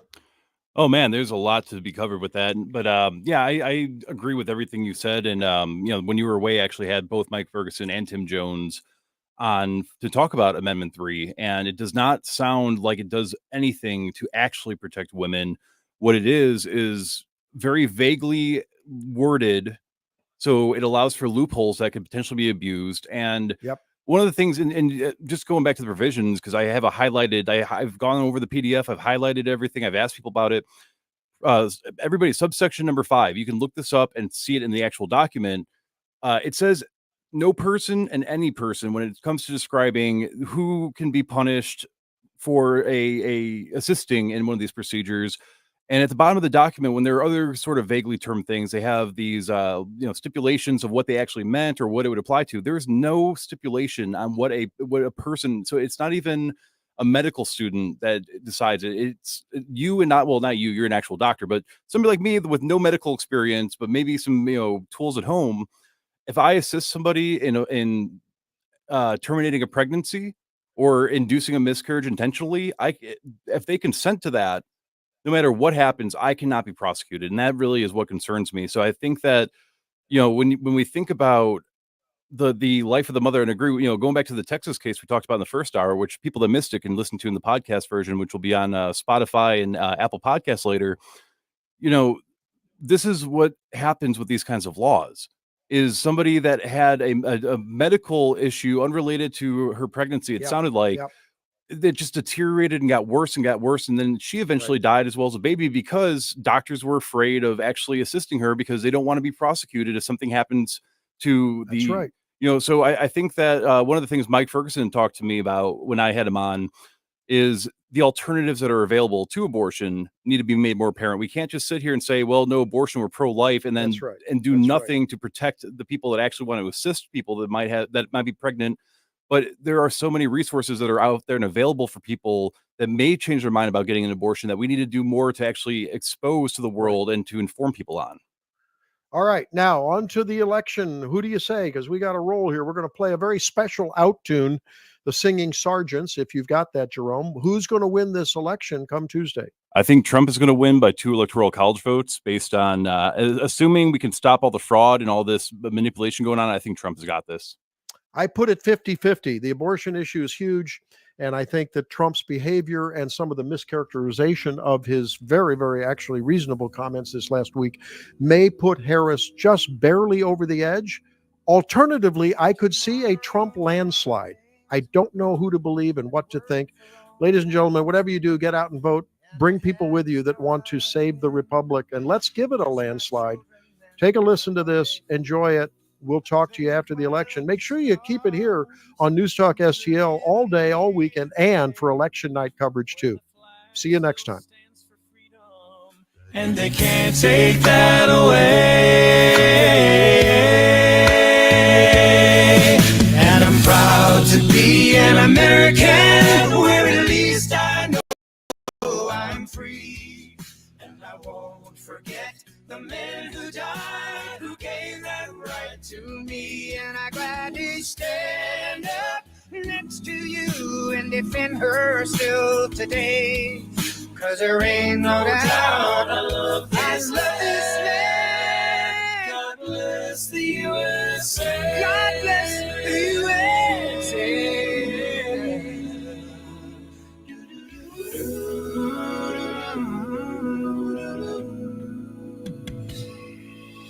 From the lakes of Minnesota to the hills of Tennessee, across the plains of Texas, oh, from sea to shining sea. from Detroit down to Houston, New York to LA, where there's pride in every American heart, and it's time we stand and say,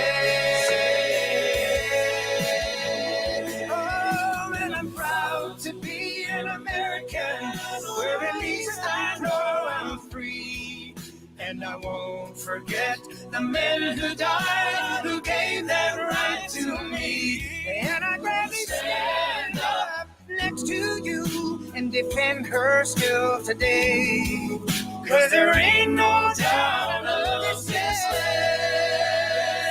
God bless the USA. God bless this country, and I'm proud to be an American, where at least I know I'm free, and I won't forget the men who died, who gave that right to me, and I gladly stand up next to you and defend her still today, 'cause there ain't no doubt I love this land. God bless, please bless you.